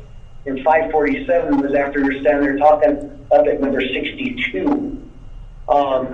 And there may have been differences between the clock in my vehicle and the clock that you were using. That would be easy enough to do. I didn't get home. When I pulled in my driveway, you guys were parked at the end of my driveway. So I knew that you guys were up to something. I didn't know what you were up to. There was no vehicle that came in, ma'am. I begged to differ with you while we were sitting there. There was a white truck that moved locations a couple of times in front of my driveway. I understand that. What I was saying was no one drove into your driveway while we were there. You said you came home. I don't know. Maybe there is, a 15, 20, 25-minute difference in your clock than ours. I assume you probably have a cell phone, so I won't argue with that. It's horrible. Let's see, Boot Scoot Boogie by Brooks and Dunn. Those are pretty old. Anyway. It's irrelevant. I can hear the music, and I resent the fact that you would tell me that I couldn't hear the music. Okay. All right. Okay. Yes, that's fine. That's fine. We're getting. She said that you're not against the East Mountain Cowboy Church, the heritage and culture that we stand for and promote. All the while, there's a lot of things that just don't. I've been shut off. Your video, Mr. McCauley, seems to have stopped. You might want to restart your video. Let's try that. Let's see. There you are. Okay. Yeah, technology. Anyway, the point is, it keeps being brought up as things that just aren't scientifically and mathematically provable. Mr. McCauley, one moment, if you would. I'm receiving a comment by a Jill Brady who seems to be online as well. And because she has added to the conversation, I must ask if Miss Brady is a opponent or a proponent of this, and get her to identify herself and if she wishes to speak. Okay, she has typed in that she is an opponent. Do you wish to speak?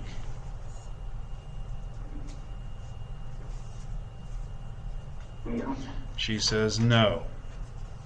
Okay. We've now had some cross-examination back and forth. Do you have any other cross-examination for the opponents, Mr. McCauley? I don't guess so at this time, sir. I think I've answered everything sufficiently.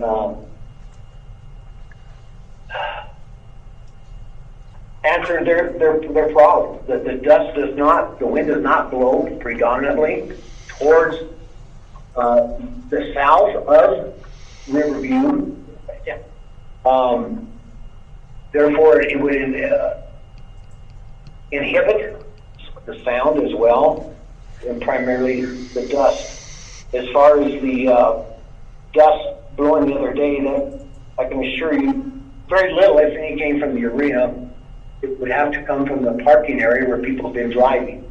And as I addressed earlier, we will be putting down a base course, which will compact and reduce airborne particles significantly. Okay. We've now heard from opponents and proponents, the applicant. We've heard the preliminary staff report. We are now to the final staff report.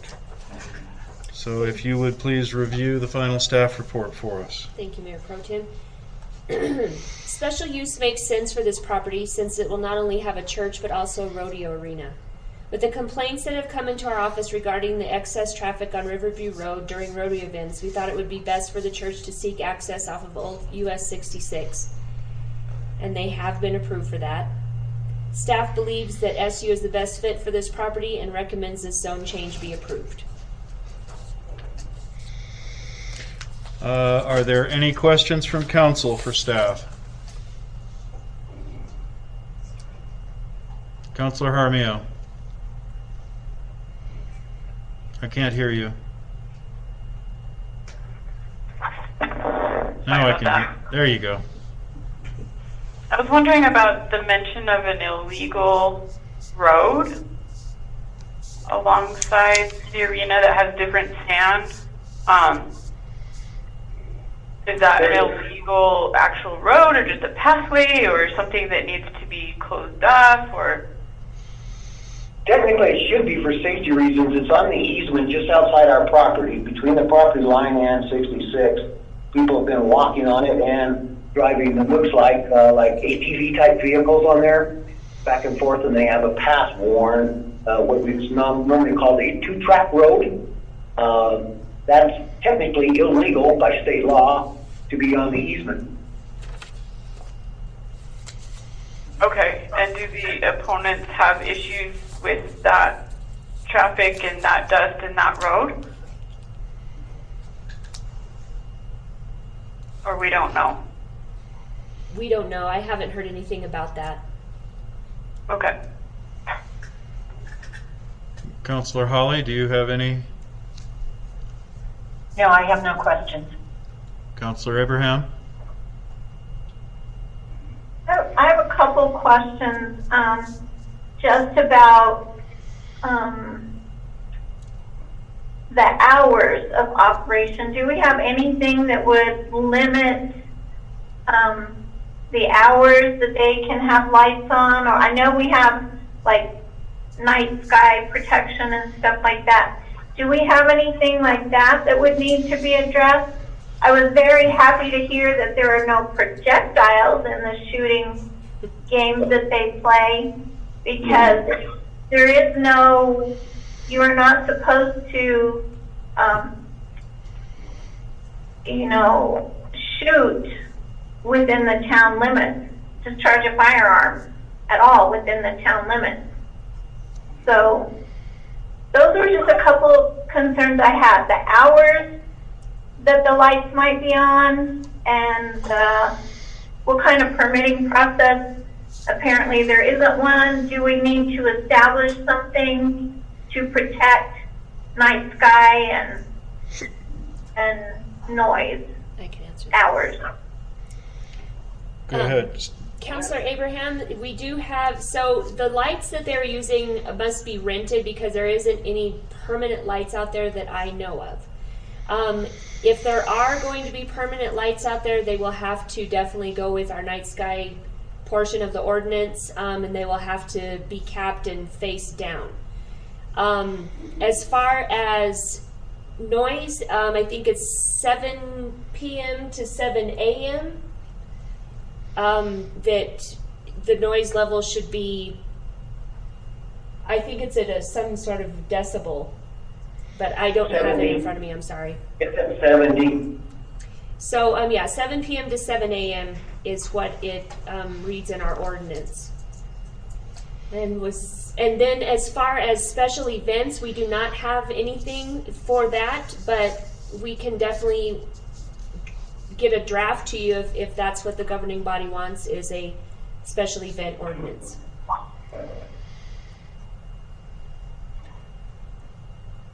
Okay.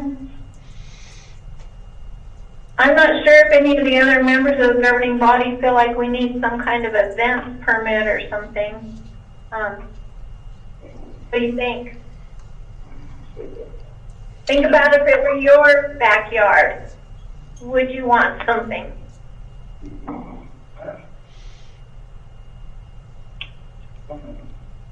Let me suggest something to the council. We turned our camera off because our battery's getting low. However, at 60 acres, we're not exactly in anyone's backyard per se. And the closest residence to us, actually to the roadway, was 1,041 feet. That was number 62, and the house is some distance further south than that. As far as the events are concerned, we won't be within the required limits of the lighting and the noise. The noise, according to planning and zoning, is 70 decibels after 7 o'clock at night. That's not going to be a problem. Is that about 3 football fields to the neighbors? 300 yards, yes ma'am, roughly. Pretty far. Yes ma'am. Do you, Mr. McCauley, have any questions for staff? I do not, sir.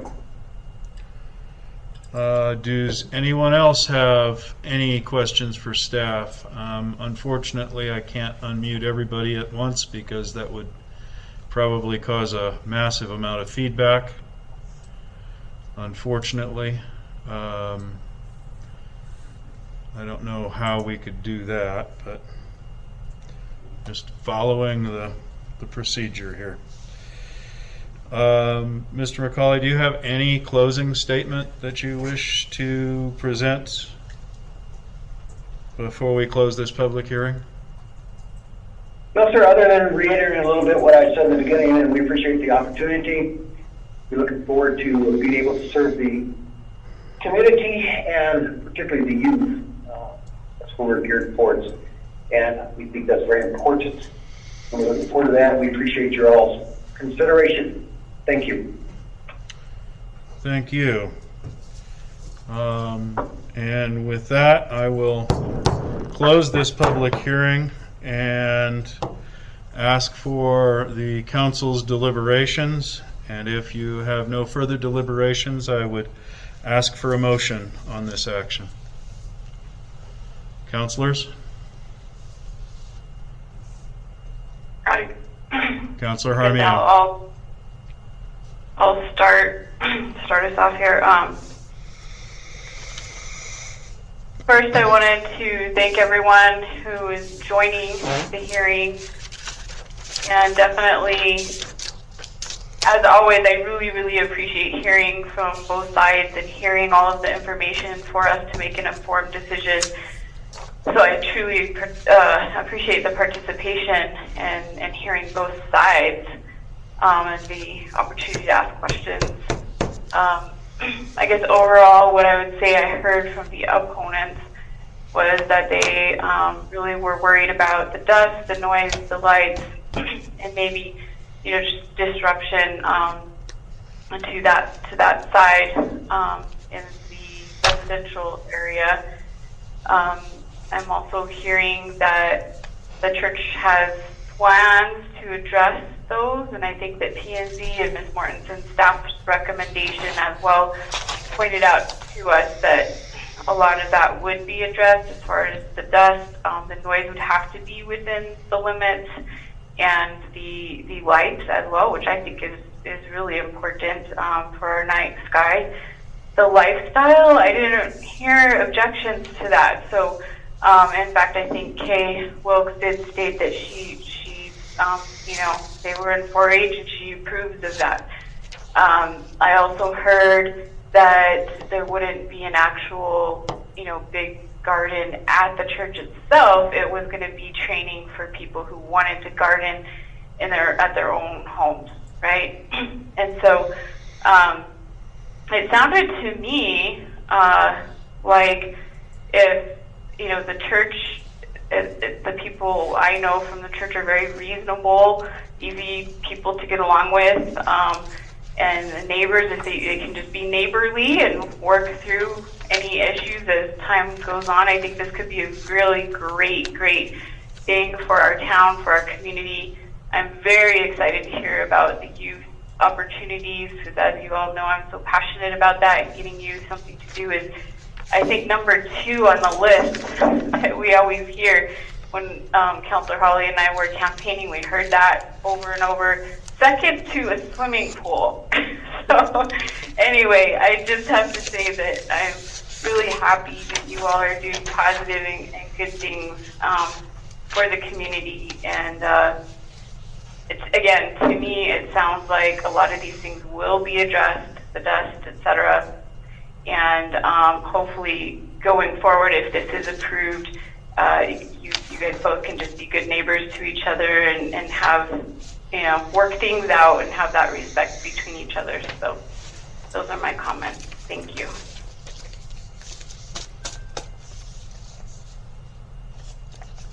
Any other comments from council?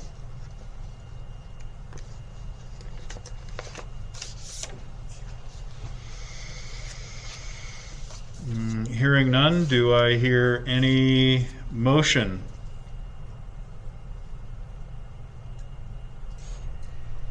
Mr. Mayor Pro Tem, I'll make a motion to approve the zone change on the application of East Mountain Cowboy Church for a zone change of 1 lot from C2 commercial to SU special use. That's 1/2, Township 10 North, Range 7 East, Section 36 of 60.20 acres, aka 1 Riverview Road, NMPM, Town of Edgewood, Santa Fe County, New Mexico. Do I hear a second? I will second. I hear a motion and a second. I hear a motion and a second. Is there any further discussion?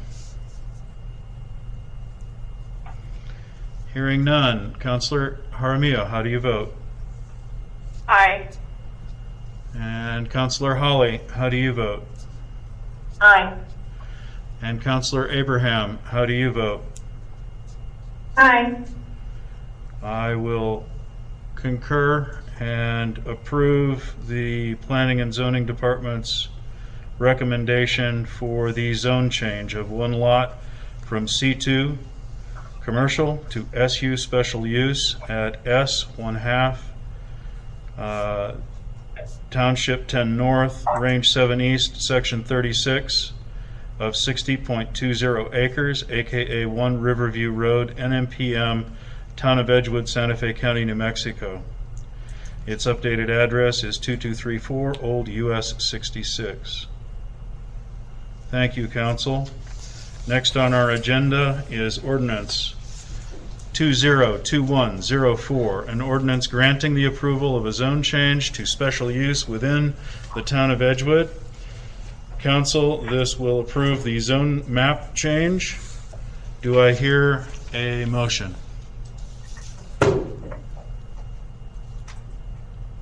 Mr. Mayor Pro Tem, I make a motion to approve ordinance 2021-04, an amendment to the Town of Edgewood zone map. Do I hear a second? Thank you, Councilor Abraham. Councilors, how do you vote? Councilor Jaramillo? Just one moment of discussion. Sure. If you don't mind. I just saw in the chat an extra comment in there, so I don't know if that needs to be read in our process or anything. I think this person was just being concerned about respecting neighbors and women, and just want to reiterate that my encouragement was just to be neighborly on both sides, respect each other if this was to move forward. And again, I'll just repeat that encouragement to everyone try to be respectful and get along as concerns come up. Counselor, just so you know, we are recording the meeting, and the chat is also to be included with those final documents. We have a motion and a second on ordinance number 2021-04, granting the approval of a zone change to special use within the town of Edgewood. I'm not going to read through the entire whereas and where now therefores, but this ordinance then changes our zone map to reflect the action just taken. So, do we have any further discussion, or shall I call for this vote? Hearing nothing, I will call for the vote. Councilor Jaramillo? Aye. Councilor Holly? Aye. Councilor Abraham? Aye. And I approve as well. Ordinance number 2021-04 passes. Next on the agenda, discussion, consideration, and action on Resolution 2021-08, an election resolution calling for the election of a municipal judge at the next regular local election to be held November 2nd, 2021. Do I hear a motion? Mr. Mayor Pro Tem, I will make a motion to approve the election resolution number 2021-08, an election resolution calling for the election of a municipal judge at the next regular local election to be held on November 2nd, 2021, with a correction to be made down at the bottom of the page under item number 1. The last line should read, elected for a 4-year term at the election to be conducted on November 2nd. And I will second with your slight amendment. Do I hear any discussion? I have discussion. I sent over a copy of a resolution that I wanted you to send out to all the counselors to look at, because this resolution does not just call for the election of a judge. It calls for many other things that are confusing and vague and irrelevant, and I think it needs to be tabled and us possibly just look at the resolution we already passed, adding a judge to that. It's already been submitted to the county clerk, and all we'd have to do was add a judge if that is actually your intent of this resolution. Because there's all kinds of things in this resolution that were not in the original one.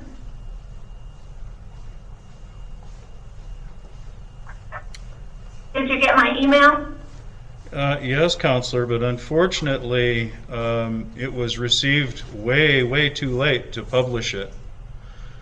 I know, but the problem is you guys give us the agenda at 4:56 and then go home. So there's no opportunity to let you know this stuff. Well, there's 2 weeks in advance of that. Except we didn't know it was going to be on the agenda. You had asked for it to be on the agenda, Counselor. Right. But I was not provided anything in writing to look at prior to you putting it on the agenda. You did not just add the election of a judge. You added all kinds of other whereases and therefores here that make this very unpalatable to me. Well, okay. Then, there is a remedy for that. There is, and we've talked about it here in the discussion. Okay, fine. I hear you. Is there any other comment? I do have some comments. First of all, I'm still just thinking through what I just heard. So it's my understanding that Counselor Abraham requested this to be on the agenda. She was never consulted or given a copy or anything other than what came out in the packet, and then she provided resolution language and asked you to forward it to counselors as information, and you refused. No, it was Counselor Abraham, if I may, the email was provided from Counselor Abraham at 12:30 this afternoon. That is certainly There not shouldn't in be a problem compliance. with that. That is certainly not in compliance with the Open Meetings Act, nor would it give the public enough time to review the proposed ordinance by Counselor Abraham prior to tonight's meeting. Right. No, I agree. I agree that the resolution itself, that is not time for that. I think what she provided was information for council to be able to consider, during our discussion, right? I have not seen that. So, in other words, Mayor Pro Tem Abrams did not provide that information, so the only thing that's on or in our packet or to our knowledge is only his version that he never consulted her on, even though she was the one that wanted the agenda item. Right. So I think that this probably needs to be tabled. Abraham was received at 12:30 this afternoon. That makes no difference to me at all. I mean, all of us read our email every day, so that's not a problem for me. I would rather be able to see information and have an intelligent discussion about it than worry, nitpicky, and be nasty about 12:30 this afternoon. That's just not in the spirit of cooperation. Counselor Jaramillo, the intent with compliance with the Open Meetings Act is not meant to be nitpicky or specific about the time the information was received. It's to advise the town of Edgewood to comply with the laws of this state. Right, but this would not be approved tonight. This is for her purposes of discussion, which she was not allowed to have input in on the front end. You all cut her out of the process completely, even though it was her agenda item, and then complain about when she does provide information for discussion. So, super rude. Like, it doesn't mean that her resolution was going to be approved tonight. Because yes, it does need to be posted and the information to the public and all of that. We all understand that. It's like government 101.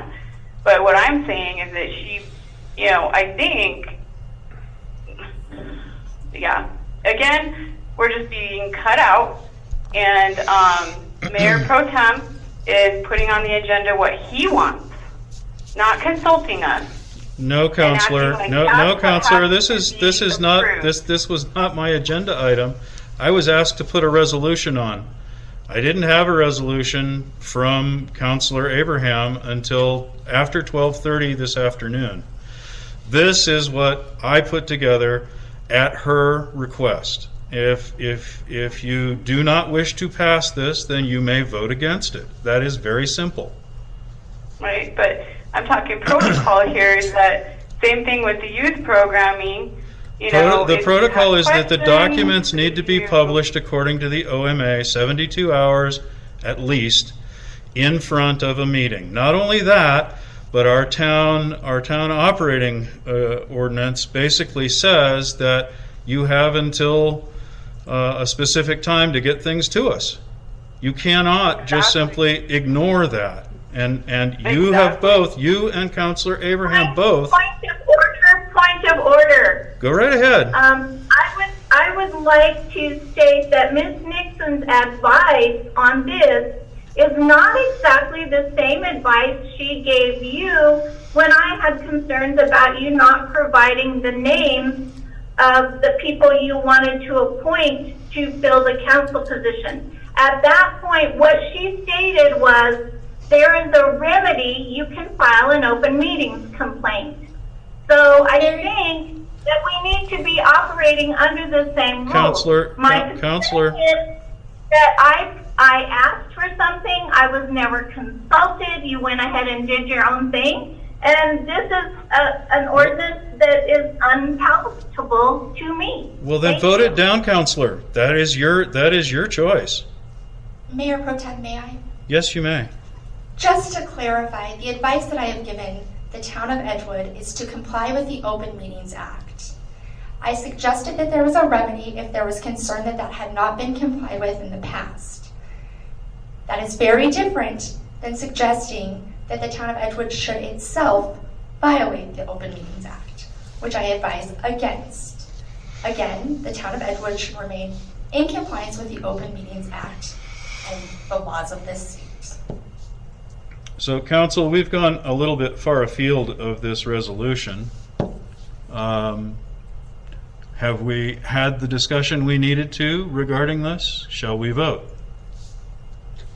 Well, I do think that it has a lot of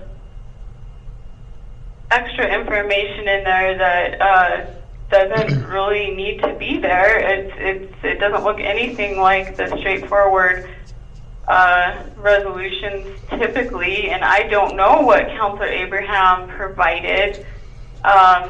I just would like to point out as well that this is why we had asked for a draft of the packet the Wednesday before, so that we would have the opportunity to provide anything that needed to be provided. You know, we might want to reconsider, and let's go ahead and bring that operating resolution back. But also, it is my understanding, as far as purposes of discussion on this resolution, too, that I'll just stop there. I would like to table this item until the next meeting and make a motion to do that. Second. I have a motion and a second to table this to the next meeting. Councilor Holly, how do you vote?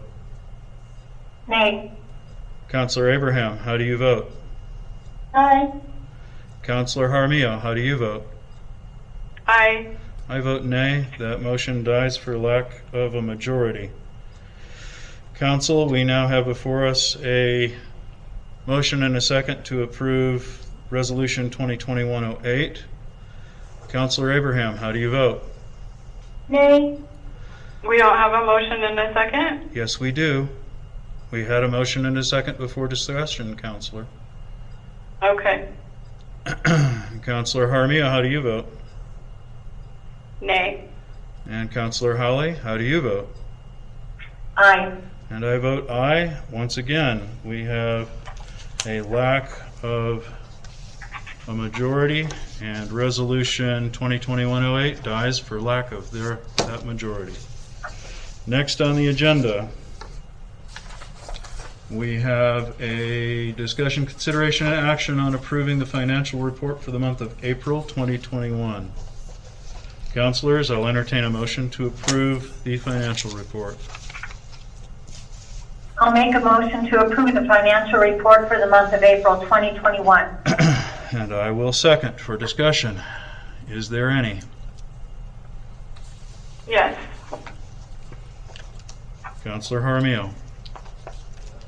At the last meeting where the April financial report was presented, concerns were brought up about the legal fees, and I had requested at that time that we take a look at the exact nature of the legal fees to ensure that we are not paying for any legal fees that the town should not be. And so I think everyone understood that at that time. I even emailed a friendly reminder and asked for the information again prior to this meeting, and did not even receive acknowledgement of my email again. Incredibly rude. And so without that information, I just don't feel comfortable approving the check run and the financial report with April when a huge amount of money is being spent on legal fees for which we have no detail.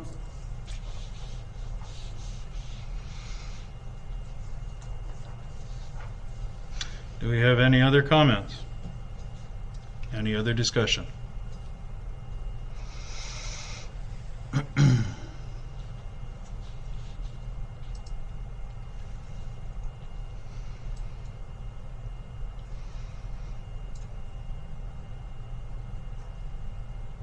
Hearing none, I guess I call for a vote.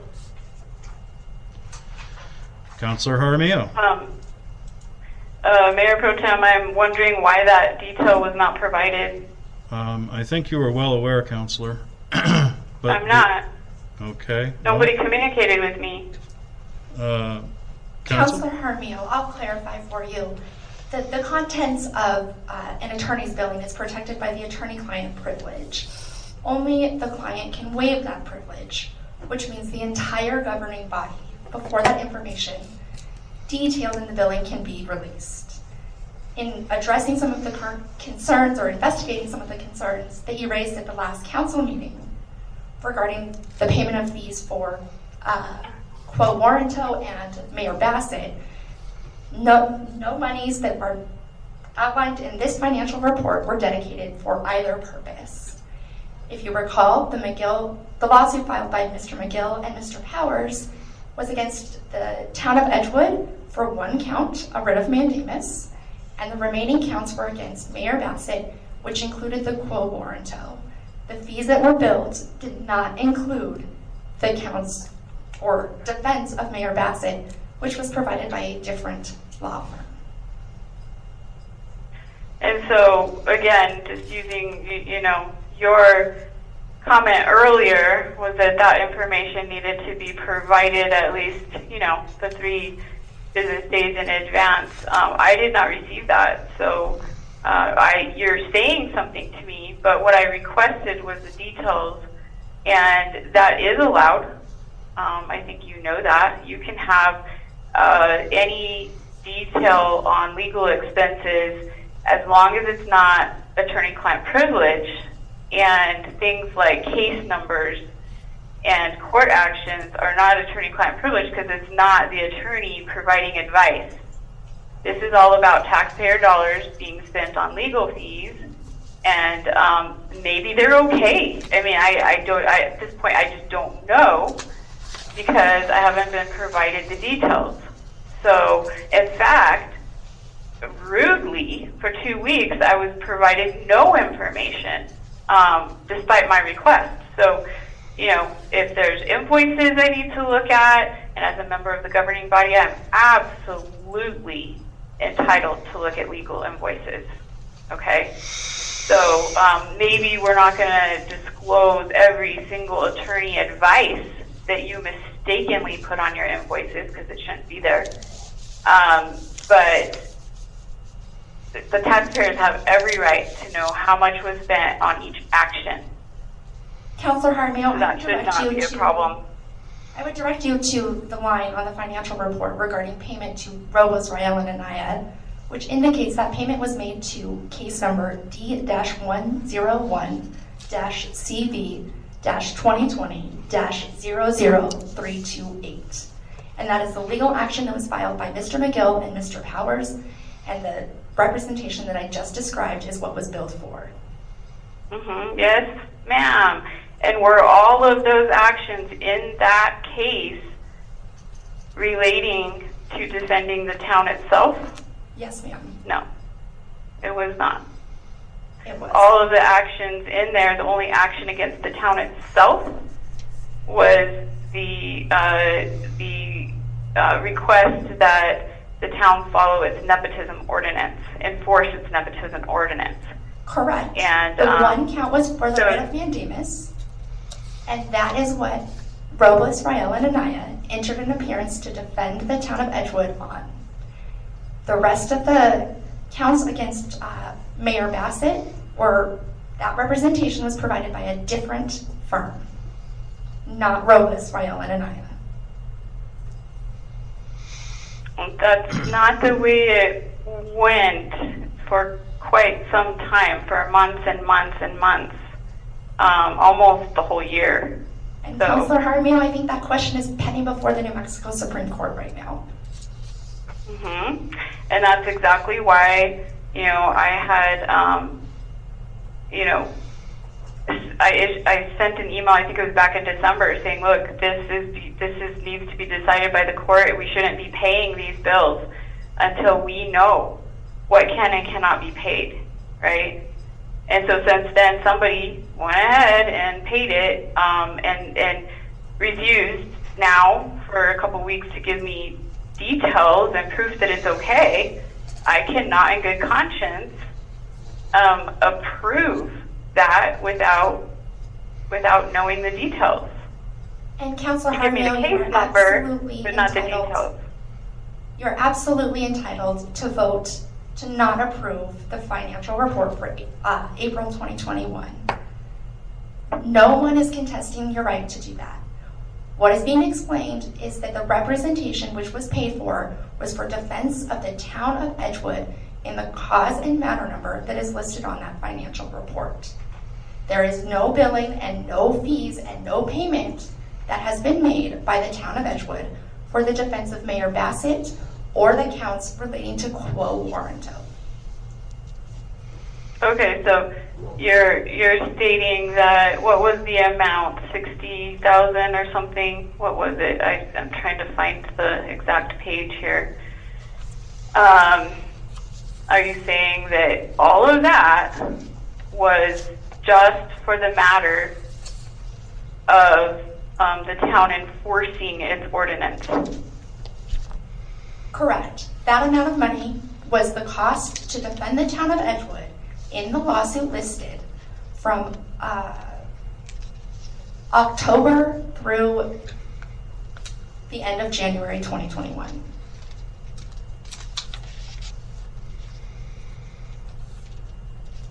Oh, October.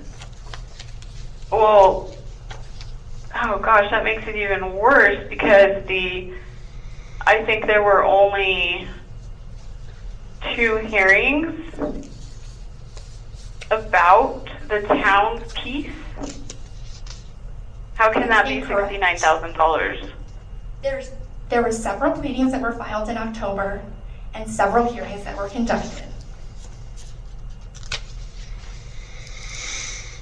Okay.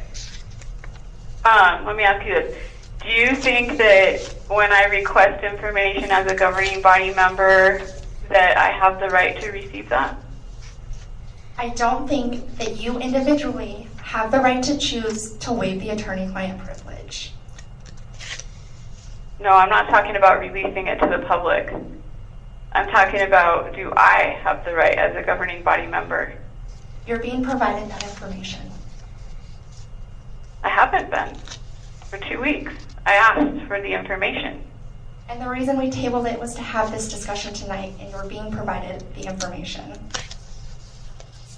Again, I'll just point out that you're contradicting yourself again by being upset that Counselor Abraham provided information at 12:30, and it is 9 p.m. tonight, Wednesday, and you're providing me information.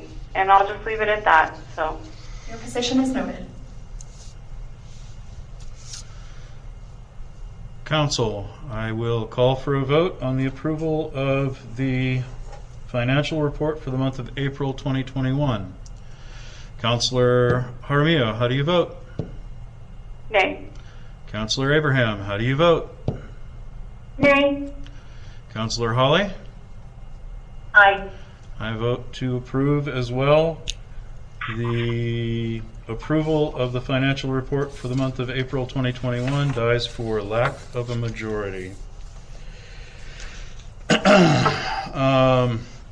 Next on the agenda is public comment regarding general matters. I will once again go through the list of callers.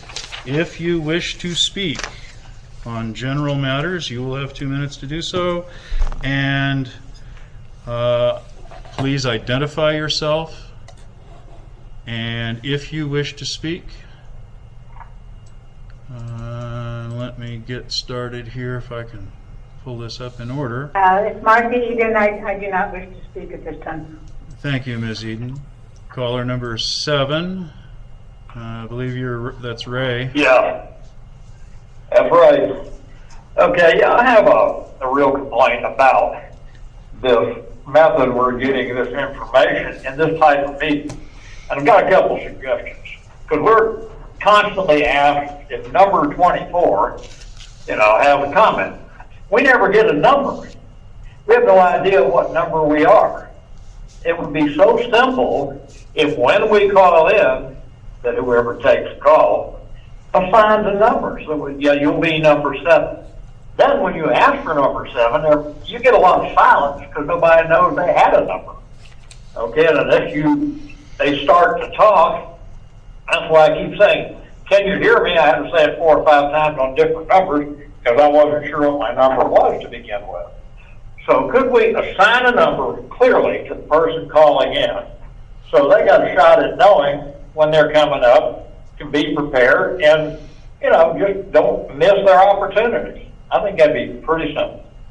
Thank you. Thank you, Mr. Point of order, Mayor Pro Tem and Clerk. I've been receiving messages that the live feed is impossible to hear, that it's broken up, and that people cannot understand what's going on.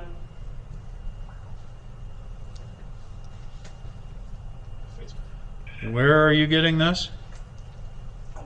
Facebook. So there's people on the live feed, the Facebook page, that that cannot hear or understand. They're saying it's impossible to understand. It's broken up.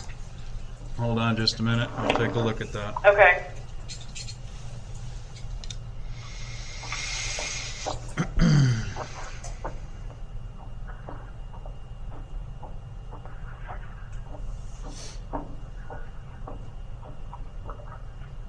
Can we take a slight recess while you look at that? We can take a recess for, let's call it 5 minutes.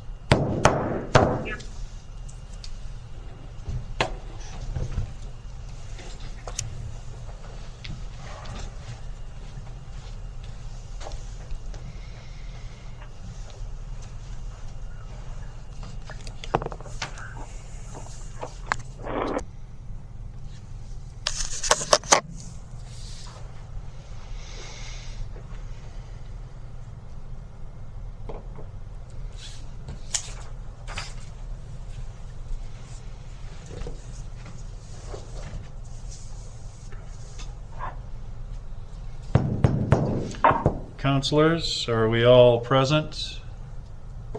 I am back, yes. Councilor Abraham, you're back. Yes. Councilor Jaramillo. Councilor Hawley. I'm here. Okay, Counselor Jaramillo, are you back?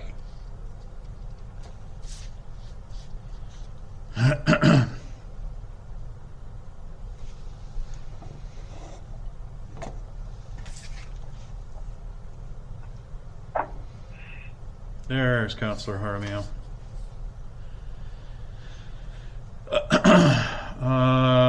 I believe we were at caller number 8, and if we unmute caller number 8, if you could identify yourself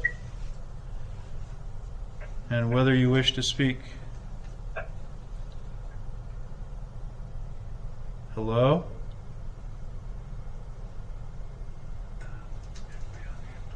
Hear no one at caller number 8. Next we have caller number 12. You are unmuted. If you speak and you are caller number 12, Yes. we will hear you. This Yes? is Linda Burke. I would like to speak. Thank you, Ms. Burke. Next we have caller number 17.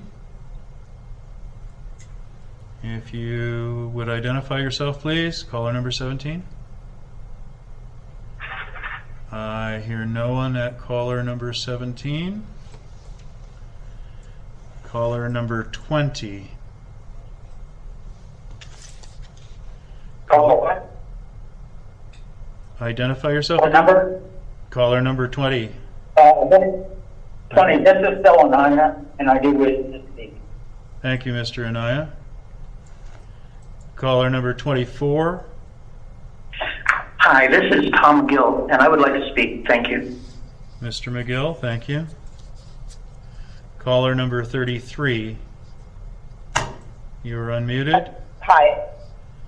Yes, I don't know what number you said, but I would like to make note that first I was caller 19 and got disconnected when I spoke on the church matter. Then I called back and was caller number 32. According to the screen, what number am I now? You're 33. My third call, 33. There you go. It's Karen Kaiser, and yes, I would like to make a public comment. Thank you. Thank you, Ms. Kaiser. Caller number 34. This is Mrs. Sabina Price. I would like to speak. Thank you, Mrs. Price. Caller number 35. Thank you, then. Oh, it's Martha Eden. I got off and got back on. So Okay, 7. not a problem. Okay. And caller number 36. Hello, hello. I don't hear anyone at 36. Okay. So let me have the list if you would please, and we will get started. Louis Abraham is trying to call in and you have not called him. I know this because he's in the next room answering every call you unmute, and still you have not called on him. I don't. Point of order also, Mayor Pro Tem, I'm hearing that in the Facebook they're getting an echo, so it's saying, thank you, Ms. Kaiser, Ms. Kaiser, Ms. Kaiser, like that. I don't know who's getting that echo.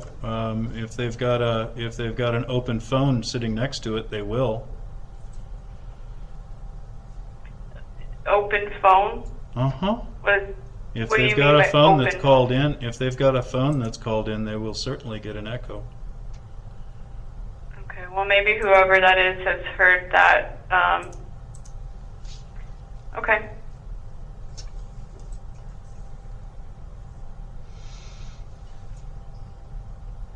There's a new now at 37. Okay, let's unmute caller number 37 and see who that might be. Hello, caller number 37, you're unmuted.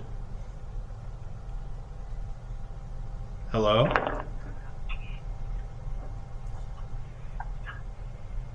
I heard Tom, speak. Caller number 37, yes, speak. Yes, hello.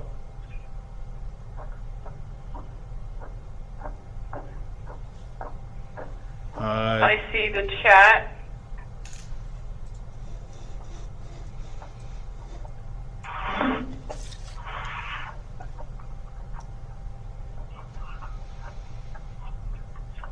Okay, Louis Miss, Abraham hung up and called back again, and you still cannot hear him.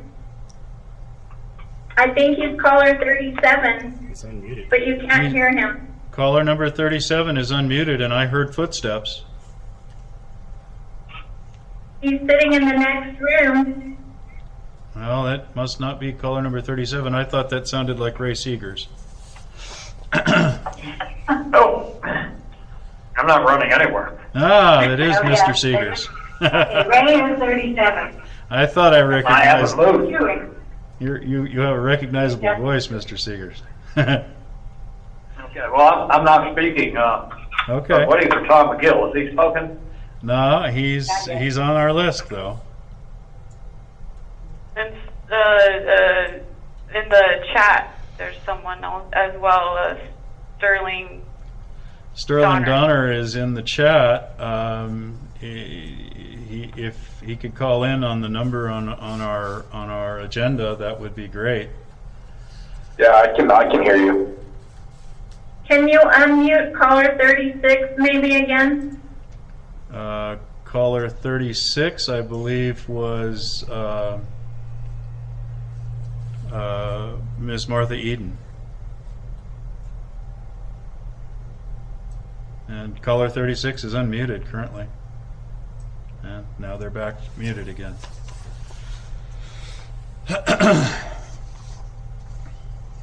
Caller 8. No, that 8 never responded. 8 never responded.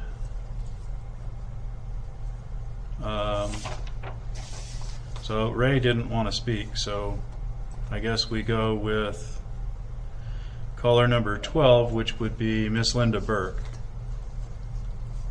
Hi, thank you. This is Linda Burke with the Greater East Mountain Chamber of Commerce. A couple things I wanted to bring up.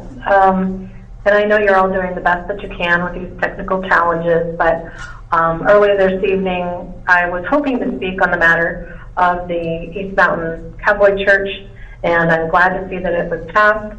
I do think that the economic benefit to the community is very good and viable, and that just for your information, when people come to our town and spend money, for every dollar that they spend here, it tends to recirculate 3 to 5 times on average. Meaning they spend it in one business, that business pays an employee with it, that employee goes out and spends more money in town, and that business may also buy supplies from another business in town, and so forth.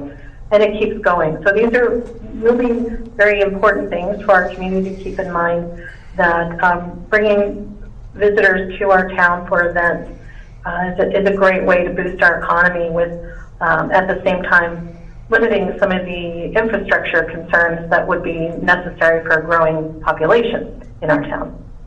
That being said, I also wanted to remind the council and staff of this Friday's grand opening and ribbon cutting at Fat Pipe, which is a new business opening here in town. And the public is invited as well. It's at 9:30 this Friday morning. And come and enjoy that, be part of the photo and the celebration, and enjoy some refreshments and a tour of the building.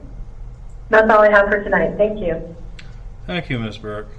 Next we have caller number 20, Mr. Philinaya.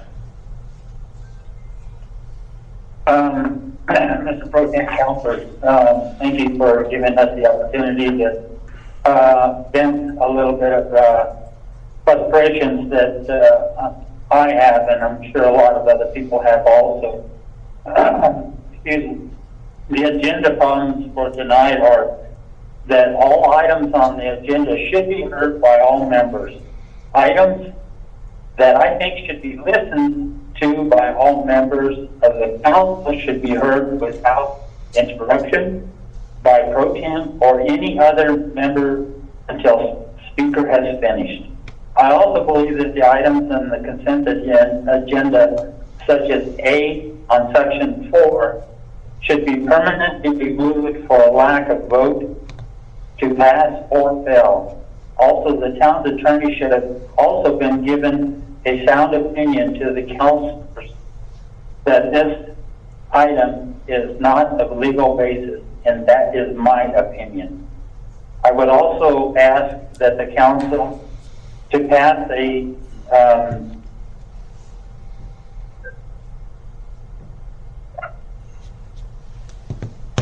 I'm sorry. I would also ask that the council to pass a consensus as to which way the members of the town can vote, also so that we, as members of the town of Edgewood that wish to run for office, could have a good and sound basis to run their campaign. Please vote for the at-large voting and quickly, please. I believe that the town should be open for business, and that also includes that the meetings to be held at the council's chamber in person. Thank you for letting me vent my problems. Thank you.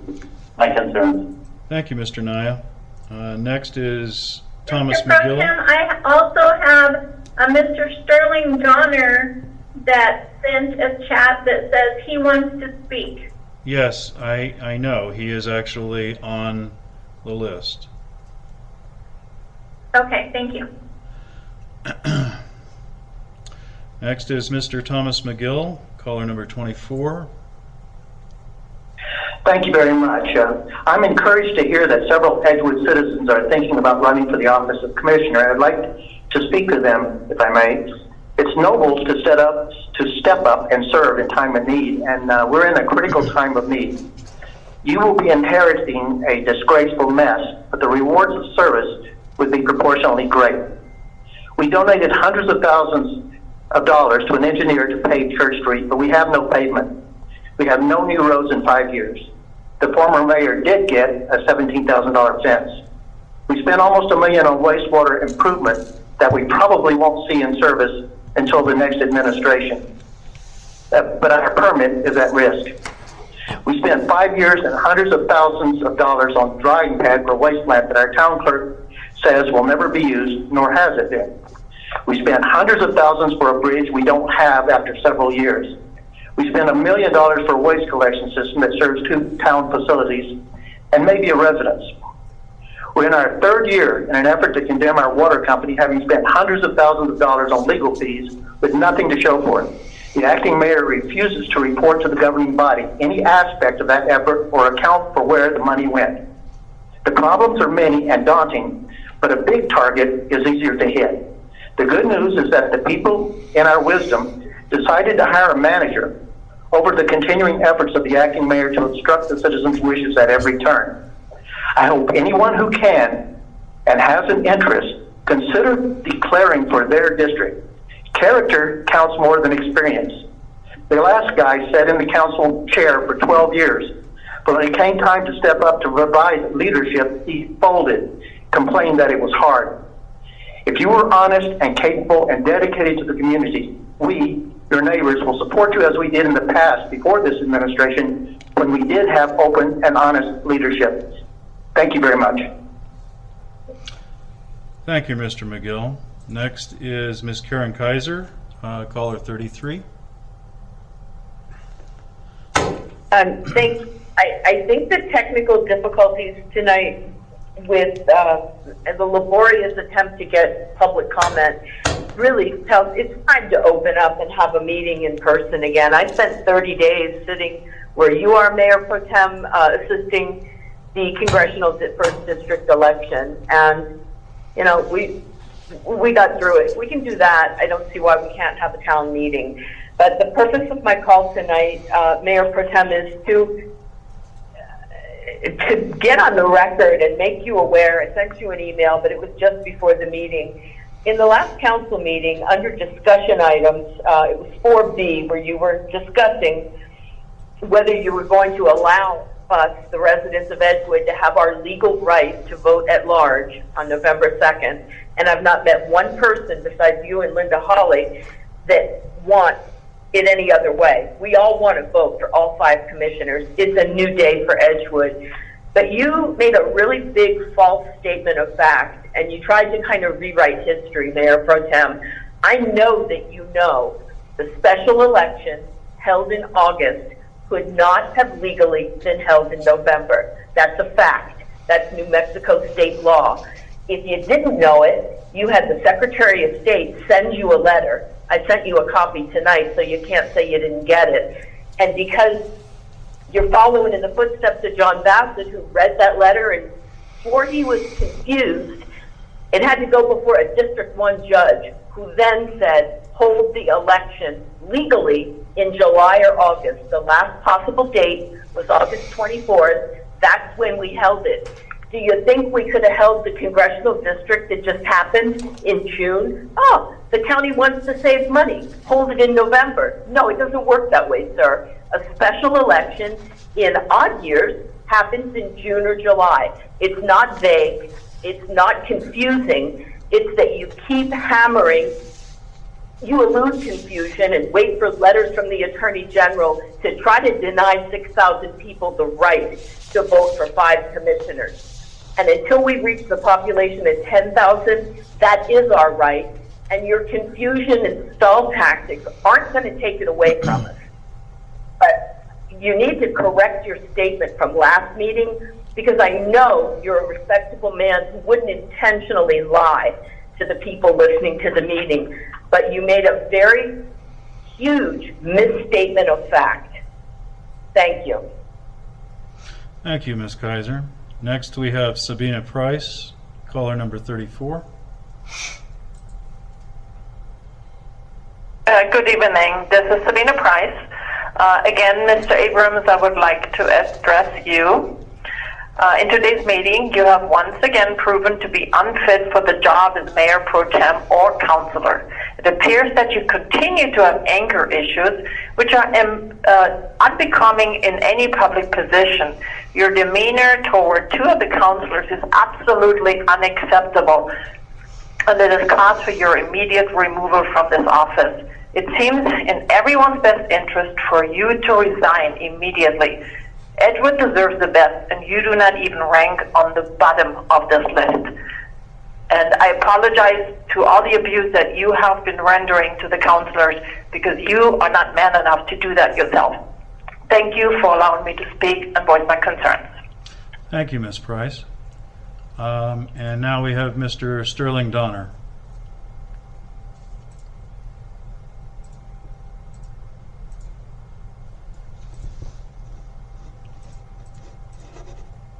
We unmuted him and it muted again. Mr. Donner? Is that better? Yes. Sorry about that. Thank you for the opportunity to speak. I just want to kind of echo what everybody else in here is saying. We want a resolution.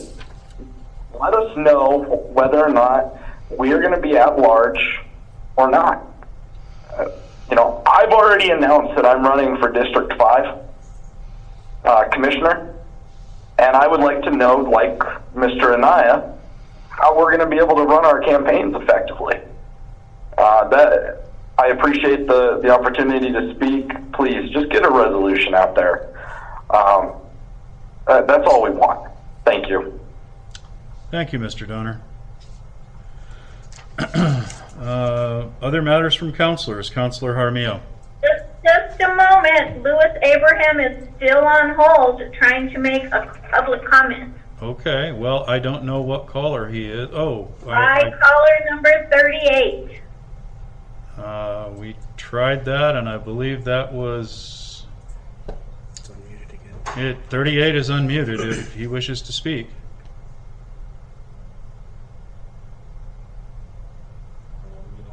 He is not able to access and... Unmuted. All callers are unmuted. Hello? Muted. This is Louis. Unmuted. Council, several weeks ago, the local newspaper sent a letter from ex-Mayor Bassett, which was saying John Bassett, Mayor of Edgewood. No one, not one peep from Mayor Pro Tem Abrams or Linda Holly about this non-mayor claiming to be mayor and usurping Abrams' authority.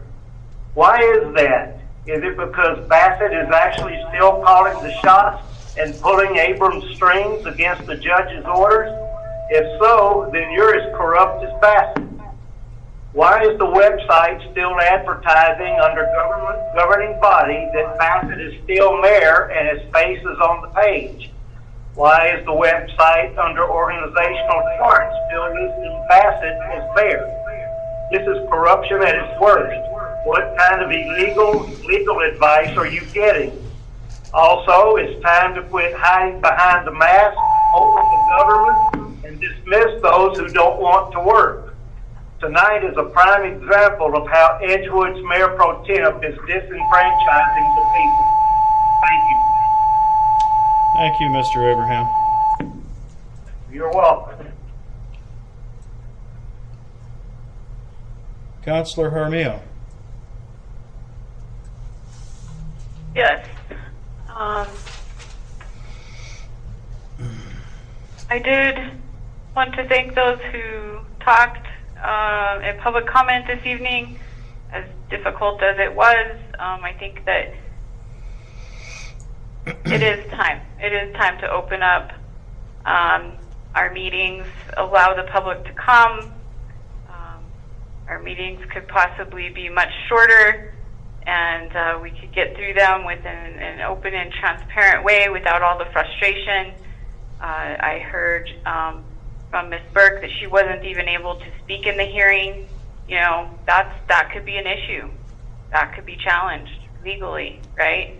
So this is what I've been saying for a year, but it's past due time. Past due. We need to have our meetings open, so I'd like to see that on the next agenda, please, and not for discussion. It needs to be for action as well. And if you need me to write a resolution, Mayor Pro Tem, to have the town hall meetings open to the public, I will do it. But, I mean, I think I'm making myself super clear right now that I want for action on the next agenda to be able to open up our town hall meetings to the public again. And for those who wish to stay home, can stay home and protect themselves if they wish and still participate remotely.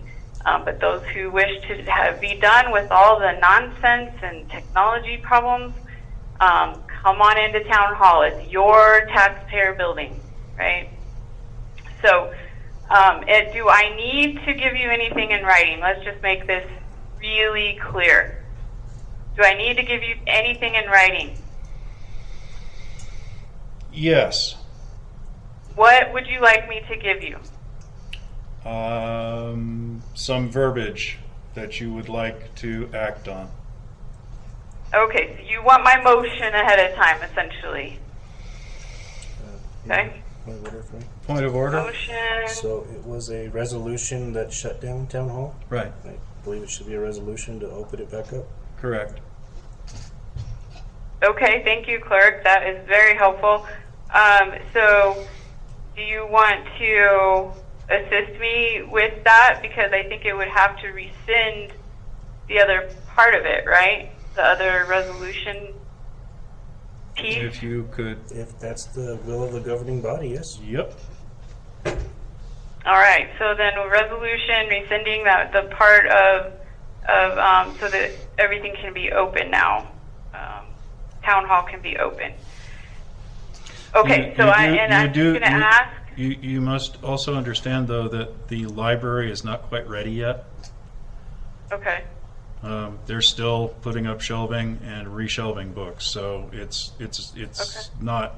It wouldn't be safe for the public to be in there right now. No, that's reasonable. I love hearing facts like that. That maybe we just put a date. I mean, maybe she knows by what? We'll ask her or something. And so yeah, that's perfect. And I just want to ask. Like for everything else that we ask for, that if you or Juan, want information or want to run stuff by us ahead of time, or, friendly reminders, like I gave one to the clerk earlier, please contact me and ask me, and I will be happy to coordinate with you. So, okay, so there's that. And, I did want to let the individuals who have announced that they're running, Mr. Phil Anaya and Mr. Sterling Donner, to know that I did submit a supplemental letter to the AG's office just with some more information as far as the other municipalities that have their elections and the voter options that are out there. I feel like that was important information for them to consider, and they may or may not give us advice. I don't know, Mayor Pro Tem, if maybe in your comments you could address if you've heard anything back from them. But I agree. You know, at our next meeting, I think we need to have that decision on the agenda, because I think that the clerk had stated she needed something by July 5th, which means at our June 23rd meeting, we need to have something for action, right? That's my understanding. So, and it sounds like a resolution would probably be acceptable. So if you don't hear from them, or even if you do, I think let's just get it on the agenda for action. And so now I'm going to ask, do you need me to provide you something in writing? If it's got to be a resolution, yes. Okay. Okay. That shouldn't be too hard. I have a example resolutions from the other at-large or other election, what am I trying to say here, under 10,000 municipalities that I can go by. Although, okay. So, and then the next thing that I wanted to talk about was getting youth programs back on. I guess I probably should be doing this under calendar, but youth programs back on and the hiring for Parks and Rec position. I think that Councilor Abraham made it clear what she wanted on the agenda with that email from March. So if you want to share that again, Councilor Abraham, so that we know what email you're talking about for action. And then, you know, I just want to say, Carla and Andrea know probably what you were going to present tonight is some of the activities that they already have planned. You know, that's great. And so that's something that we can definitely have in the discussion as well. But again, I'm going to say if there's something that they have questions on of me, as far as action, that they can feel free to email me or call me during this next 2-week period before the meeting. So let's see, what else do we have here upcoming? The youth programs, just want to make sure that we can get that rolling before summer. So I think this next meeting would be overdue, in fact.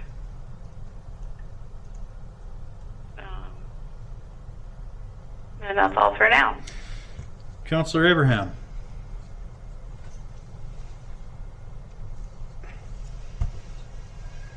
Thank you. I do have a couple things. I did have some members of the community ask if we are going to provide large district maps posted in town hall or on the bulletin board, so that people can come and actually see what district they might be in. Not everybody is online and has access to the website or whatever else. We need to have some large district maps posted somewhere for those non-IT people. That came about when people were in the council chambers voting, and they looked around and saw nothing that might be helpful to them as to what district they might be in. The next thing is, you know, I would once again request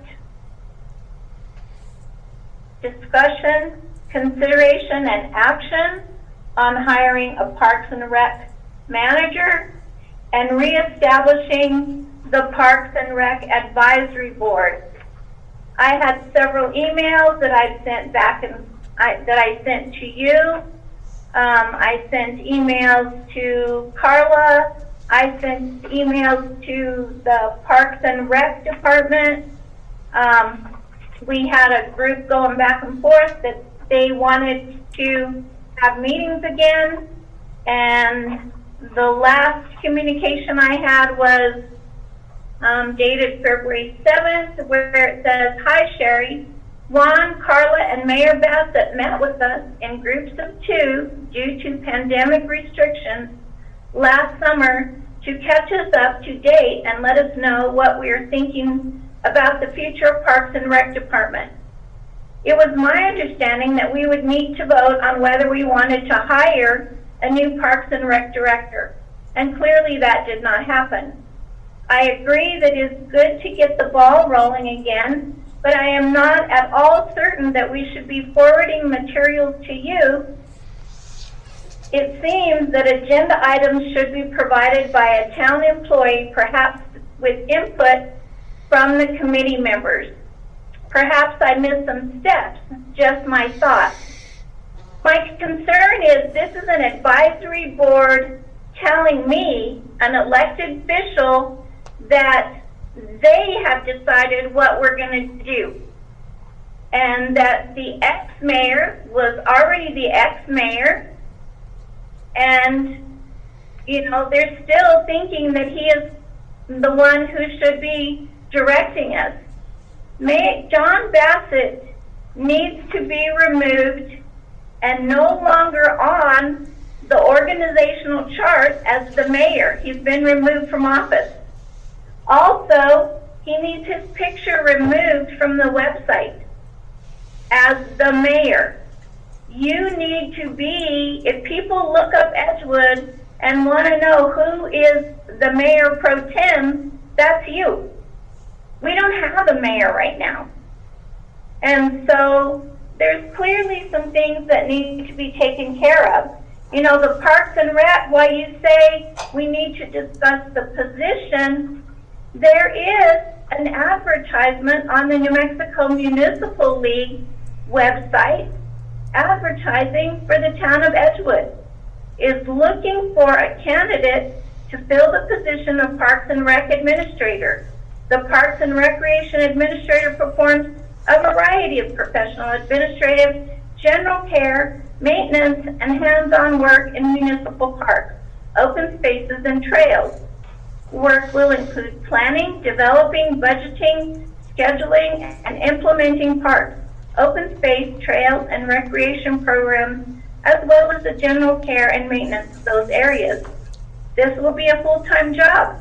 Desired minimum qualifications include a bachelor's degree in recreation, education, or physical ed, including coursework in organization and administration, and some progressively responsible experience in park and recreation programs or related fields. The successful candidate will hold a valid State of New Mexico driver's license. To get more information, go to www.edgewood-nm.gov. Submit applications to Juan Torres. But if you go to the Edgewood website, there is no advertisement for a Parks and Rec person. And so people are just confused. They go to our website and they can't get the information they need. And then we don't provide it in print for those of them who can't go to the website. We just need to get things being done. People have the right to know what's happening in their town. Counselor Jaramillo and myself have the right to have legal counsel that we can depend on. I have told you over and over and over, I do not consider Jessica Nixon or anyone from Robles, Rayal, and Anaya as adequate counsel for this governing body. We have a letter from them that states they have some conflict, and we need to address that. The other thing is the November 2nd meeting. You know, it's that meeting that has been now died, for lack of majority, 14 times, and yet it continues to be under the consent agenda. That meeting was chaired by a man who had been removed from office. The other thing he did was vote after he had been removed by a judge from office. He voted to approve payment for his legal bills. That is so conflicted, it's not even funny. Yet you continue each meeting to bring that forth as something that we should approve. I am just terribly, terribly discouraged. I try to work with you guys. If it's something that makes sense, I vote for it. You seem to not even be willing to put things on for action, even though a judge required you to put things on the agenda. You know, it should not have to be like this. But if this is what you want, then you're going to see a new Counselor Abraham who may just vote for nothing ever again. Thank you. Counselor Hawley. Well, my comments this evening are for Counselor Jaramillo. How dare you presume to speak for me? In your letter to Mr. Hector Balderas, New Mexico Attorney General, dated June 1st, 2021, you attribute comments to me that I never uttered and posed questions to the Attorney General on my behalf. Counselor, you do not speak for me, nor do you represent the Town of Edgewood governing body. In your letter, you offer supplemental information to the Attorney General, which is not factual, but rather includes statements from Counselor Jaramillo regarding the world as you see it or wish it to be. Do you really think if you repeat these statements often enough, they will become true? Your letter reads more like a letter of persuasion for your desired outcome. You offer the following as fact, and I quote, "The townspeople and taxpayers of Edgewood have expressed unanimously their desire to vote at large for all 5 commissioners." That is simply untrue. Another untruth is your statement that Ms. Nixon represents half the governing body. Ms. Nixon is an attorney with Robles, Rael, and Anaya. This law firm is on contract with the Town of Edgewood to represent the town's interests. In a lawsuit filed by you and Counselor Abraham against Mayor Pro Tem Abrams and myself, you took it upon yourself to engage your own attorney to represent you. Ms. Nixon, as the town attorney, represents the Mayor Pro Tem and myself in our official capacities in response to that particular action, not as individuals, as you contend. Your letter also states that I, Counselor Hawley, am, quote, concerned about getting into hot water. I never made that comment. I am truly appalled at your audacity in misrepresenting me to the New Mexico Attorney General. In addition, you shared these untruths and mischaracterizations with State Senator Schmedes and State Representatives McQueen and Lord. For what purpose? Counselor Jaramillo, I know it has been a while since you attended the Municipal Officials Leadership Institute offered by the New Mexico Municipal League, so I'll remind you of a few pertinent tips offered by the League through that program. 1, don't act as a committee of one.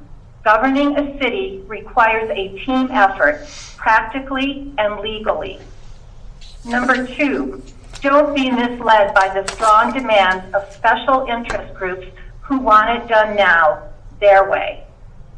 Number 3, don't spring surprises on your fellow governing body members or your city staff. Surprises may get you some publicity at the embarrassment of others and tend to erode the team approach to governance. Number 4, don't bypass the system. Stick to policy making and avoid personal involvement in the day-to-day operations of the city. The town of Edgewood faces many challenges as we transition to a new form of government. Let's work cooperatively and respectfully. I'll close with a final tip from the Municipal League for successful public service. Once a majority decision of the governing body has been made, respect that official position and defend it if needed, even if you personally disagreed. Thank you. Thank you, Councillor What Holly. was that decision? The majority did not agree to send that letter. I don't know the decision that you're talking about. The majority decision for what? Voting at large or single member? Councillor, I think the decision she's talking about is any decision of council. But regardless, I don't have a whole lot this evening. I had hoped that we would talk about the Parks and Rec position. I'm very concerned about the direction of Parks and Rec and the direction of the town generally with regard to us missing out on quite a good bit of state and federal money in the form of grants for all sorts of purposes. And I would prefer to repurpose that position to not solely be responsible for Parks and Rec. But I would like to have that discussion in the future. Also, community and youth programs, I'm not going to steal the clerk's thunder with this, but we have quite a number of things lined up, some of which had been discussed previously, some of which are new, and I'll let the clerk explain the process in his comments as we basically erased that from the rest of our agenda. The contentious nature of these meetings is very interesting, and its source and the direction of that source is fairly obvious to those who are watching our meetings, I think. If not, it couldn't be more obvious, so I'm sorry, but and I find it just absolutely ridiculous that this council can't get things happening. The opposition, both sides, have gotten a few things done. There are a few things we agree on, but there are some things that we really obviously don't. And that's fine. I think it is also a travesty that the judicial system has taken as long as it has to adjudicate some of the issues. But that is the way our government works. We wait. A lot of times having things happen more slowly has them happen more reasonably. Sometimes not, but that's simply the way things are with our form of representative democracy. I will remind everyone, callers on the line still and people watching from the Facebook page, that at the top of each of our agendas is that we are expected to maintain respect and decorum. That's very difficult when arguing rather than discussing. Rude, slanderous, and abusive comments, boisterous behavior won't be permitted. Well, we've had rude and slanderous comments, boisterous behavior, and all sorts of things just like that. It would be really, really, really difficult not to have emotions. However, we do have to really, really, really think about what we're saying to each other and how we're saying it. Some of the accusations that I've heard tonight border on slander, are rude, and are abusive. And I've taken the abuse for many, many, many months. over many, many, many meetings now. My appreciation of that abuse is very low. And some of the things that have been said to me in comments and some of the things that have been said to me in council, I find reprehensible and absolutely abhorrent. And I take offense. For the last great number of years, I have very, very, very diligently tried to improve this community. Paving roads, adding monies to various programs, going out to the federal government, going out to the state government, and making requests, and sitting with representatives and pleading our case. And having done that over the career that I have had as a counselor and now as Mayor Pro Tem, I find it really, really, really horrible that people seem to want to believe a bunch of untruth and rhetoric that does not make any sense. But that is the way things are right now. That's the way our government has been and will continue to be for some time, unfortunately. But I hope it changes, and changes for the better. Anyhow, we will be having a possible quorum at our new business on Friday at 9:30. We will go, I hope to be there to help them with their ribbon cutting and their opening.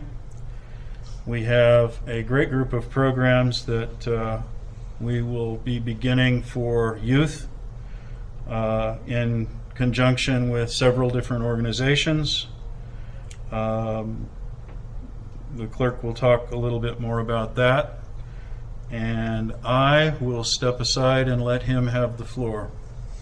Mr. Torres. Thank you, Mayor Pro Tem. Councilors, so I guess real quick to touch on the community programs. One of the issues I was going to bring up to tonight's discussion, so keep in mind when you have that discussion moving forward, is we still don't have a grant agreement from the state of New Mexico, so we really can't start doing anything with that money until we get that. Depending on when that happens, we were proposing hopefully like a 4-week program during the month of July with the Rio Grande Education Cooperative, but that may or may not happen.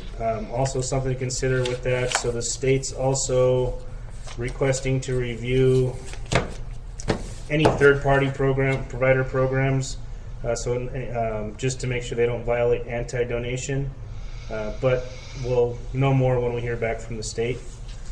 One of the other options that we were looking at, possibly maybe a winter break program. Other options, maybe another 2-week daytime outdoor sports camp like the one that's currently going on. That seems to be very successful and has great participation. Supporting additional youth program at the library, potentially working with the Arts Alliance to support their summer youth program, trying to create and fund some more community events at Venus Park, community policing programs, another funding pet adoption events or low-cost spay and neuter clinics, and potentially to try and find places to increase and grow the free Wi-Fi program within the town. So just keep those in mind when you guys do finally have that conversation. Let's see, the audit, hopefully we'll have that one brought up at the next meeting for presentation to you. And also for next year's audit, we had one responsive proposal submitted to the town, and that was Beasley Mitchell. So they'll be doing they'll be doing our audit for this next year or next potential 3 years. What was I supposed to? I don't remember. Are they not conflicted? I'm sorry, Counselor, what was that? Are they not conflicted? They've provided non-audit services for the town, yes? They have, yes.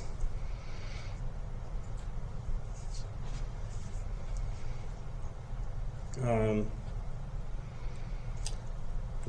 just mentioned over transport. I don't remember. I think that I had asked to serve on that process, serve in that process. I could have probably saved us a lot of hassle. And I guess that's all. Okay. Calendar review. Our next regular council meeting will be June 23rd. Once again, I believe we have posted for a possible quorum at the ribbon cutting on Friday. And beyond that, I will entertain a motion to adjourn. I move we adjourn. Second. Counselors, all in favor? Aye. Aye. Did I hear 4 ayes? Yes? Thank you. Good evening, Council.